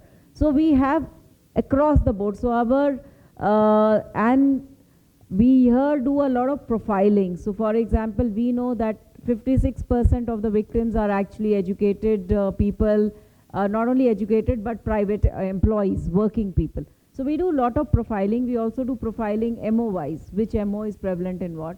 And our awareness programs are then targeted on that basis. But nevertheless, the job of the Bureau first and foremost is actually to investigate crime. And I don't have any other special sanction strength or an exclusive strength of police officers who will be engaged in creating awareness. So while the major job actually remains on investigating crime and catching a criminal and who is sitting in any part of the country, unfortunately we are not able to go abroad to catch a criminal, but they're sitting in any part of the country. And so it takes a lot of efforts to identify and get them. While that remains the main job, we also are doing this, and therefore, as I said, awareness is somewhere we need the community to come forward. Thank you. Hello, ma'am. This is team of a company which is into AI climate technology. So recently, I got some of the, some of my employees talking about a website, app that is Treasure NFT kind of app, which allowed people to invest money in it, and it looks like very similar to any NFT app where you exchange and you buy and sell things. But then when you invest, and then they block you, and they do not allow you to take your money back. So people like, earning 3 lakhs a year, they don't have that much money, but it has become almost 14 to 15 members in my office has reported this to me. So this is what I mentioned as my first MO, what is called the stock investment fraud. Yeah. And in Telangana, out of all the crimes which are reported, 20% of them are the cyber crimes. 20% of them are stock investment, and the amount which we are losing in Telangana, 60% of that is actually in the stock investment fraud. So this is a typical MO for a stock investment fraud, wherein you it appears that you are exchanging in the you are operating on the exchange, but actually you are on some app or a website where you are doing transactions. So this is the most trending and the crime in Telangana. Yeah. Inform us, we'll get it down. But it's an unending game. You get it down today, within hours you'll have something with a little slight change and it will come out. But yes, Sampath hai yahan pe. I think how many approximately SIMs we have blocked? Aapke paas hoga, Hari Krishna, or the URLs and so whatever is reported to us, we get that down. I mean, their SIMs are in thousands, he will tell, and URLs and web in thousands, in hundreds, and this will, we have blocked, and SIMs would be somewhere in 15, 20,000, more than that in fact. I don't remember the figure. So we keep doing it, but that, as I said, it's a fight in which every next minute a new one will pop up. Yeah. So the solution is being more aware than trying to do this. Yeah. Yeah. Namaste, ma'am. This is last myself. Yeah. Madam, जो अनुभव आपने किया था WhatsApp call का, same अनुभव मैंने भी किया है, लेकिन आपने कोई डिलीवरी ऑर्डर नहीं किया था, मैंने घी ऑर्डर किया था। हाँ जी। तो उसको कैसा मालूम हुआ कि मैंने कुछ डिलीवरी ऑर्डर किया? वहाँ पे मैंने फोन को क्लिक किया, उसने कहा इमीडिएटली कि आप उसको कॉल करो, तो मैंने कॉल किया उसको, तो वहाँ पे मेरा जो है हैक हो गया। तो फिर मैंने इमीडिएटली, मेरे सामने एक लड़की थी, तो उसको बोला कि भाई व्हाट्सएप फिर क्यों नहीं आ रहे, तो then she has help me in many things, so immediately we have done solution for that. तो मेरा कहने का मतलब है, सारा काम फ़ोन से ही हो रहा। उसने कॉल किया फ़ोन से, मैंने भी फ़ोन से ही सब कुछ ब्लॉक कर दिया, हाँ जी। इवन कॉल सेंटर को भी मैं कॉल करके मेरे बैंक अकाउंट को पूरा क्लोज करवा दिया। हाँ सब जी। बैठे बैठे ही हुआ ना, मैं कहीं भागा ना घबराया। हाँ जी। तो सब कुछ वहीं हो गया। जी। तो यानी ये काम कैसा, और इसमें भागम दौड़ी की कोई जरूरत, हर जगह बैठे बैठे ये सब काम हो जा रहा है। हाँ जी। तो इसमें क्या है, सिर्फ घबराने की जरूरत नहीं है और अवेयरनेस लाने की ज़्यादा ज़रूरत है। तो ये दो काम से सब काम बैठे बैठे, चोर भी बैठ के काम कर रहा है, हम भी बैठ के सब काम कर रहे हैं, तो सब काम बैठे बैठे ही हो जा रहा है, कहीं जाने की कोई जरूरत नहीं है। तो ये मैं अनुभव कर रहा हूँ। सिर्फ पुलिस को भाग दौड़ करनी पड़ती है क्योंकि जी जी, लेकिन मैं फिर उसके बाद में पुलिस स्टेशन भी गया। भाई बोल रहे भाग दौड़ पुलिस को करनी पड़ती है जी, क्योंकि जी। जिसने आपको किया होगा, या जी। अगर आप पैसे दे देते जी। तो वो या तो कहीं राजस्थान में बैठा होगा, जी। या कहीं मेवात में जी। बैठा होगा, जी। या वो कहीं आपका पैसा केरला में कहीं गया होगा, या आपका पैसा कहीं गोरखपुर गया होगा। जी। तो पुलिस का काम, हम लोगों का काम जरूर भाग दौड़ बढ़ गया है, बट ये सारा का सारा ईवल इसी में छुपा हुआ है। जी बिल्कुल बिल्कुल। और ताजुब की बात यह है, मैंने ना अमेज़ॉन में किया, ना फ्लिपकार्ट पे, ना स्नैपडील पे, कहीं पे ऑर्डर किया। ये कोई प्राइवेट कंपनी थी जो मैंने सूरत से घी मंगवाया था, देसी गाय का। तो उसको कैसा मालूम हुआ कि मैंने ऑर्डर करवाया नहीं तो था? पर आपने जहाँ से मंगाया घी, वहाँ पे से सबसे ज्यादा साइबर क्राइम होता है आजकल। अच्छा अच्छा अच्छा, ठीक, धन्यवाद। Hi, this is Ramesh Reddy. I'm a cybersecurity professional from USA. Just happened to be here and attending the meeting. Great work you are doing for Telangana Cyber Bureau, but this work requires a lot of collaboration between various states. I like to hear, what kind of collaboration work you are doing other cyber bureaus in other states. Yeah, definitely. So see, in the government of India, there is something called I4C, which is a Indian Cyber Coordinating Center. So this is now based in the Ministry of Home Affairs in the government of India. So that is a nodal agency for everybody across. And through that agency, all of us are linked with each other. All states are now linked to each other as far as cyber crime is concerned. So we are linked to each other. We help and coordinate with each of us to do it. So we are linked at personal official levels, plus the coordinating center of the ministry, central ministry, and that is how in fact every level. For example, my officers at the DSP level are linked with their counterparts across the country. I am linked with my counterparts across the country.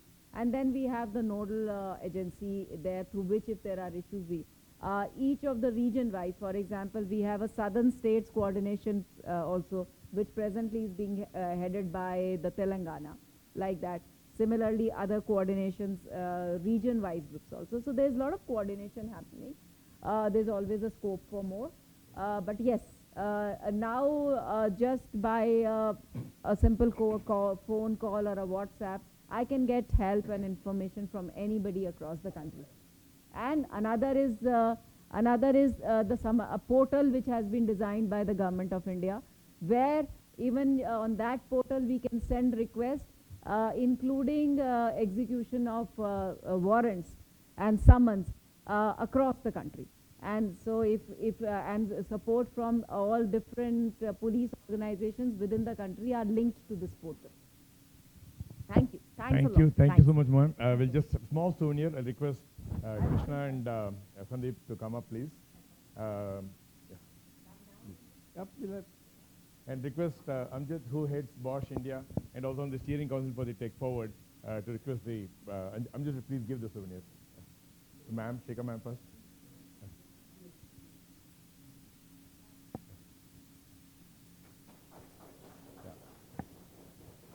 Sandeep.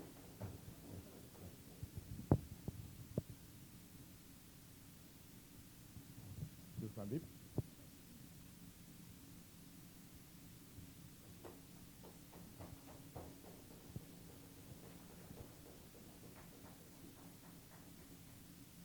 To Krishna.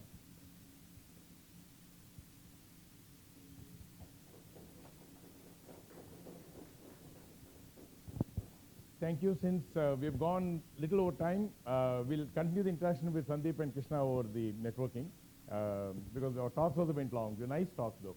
So So we'll continue the conversation.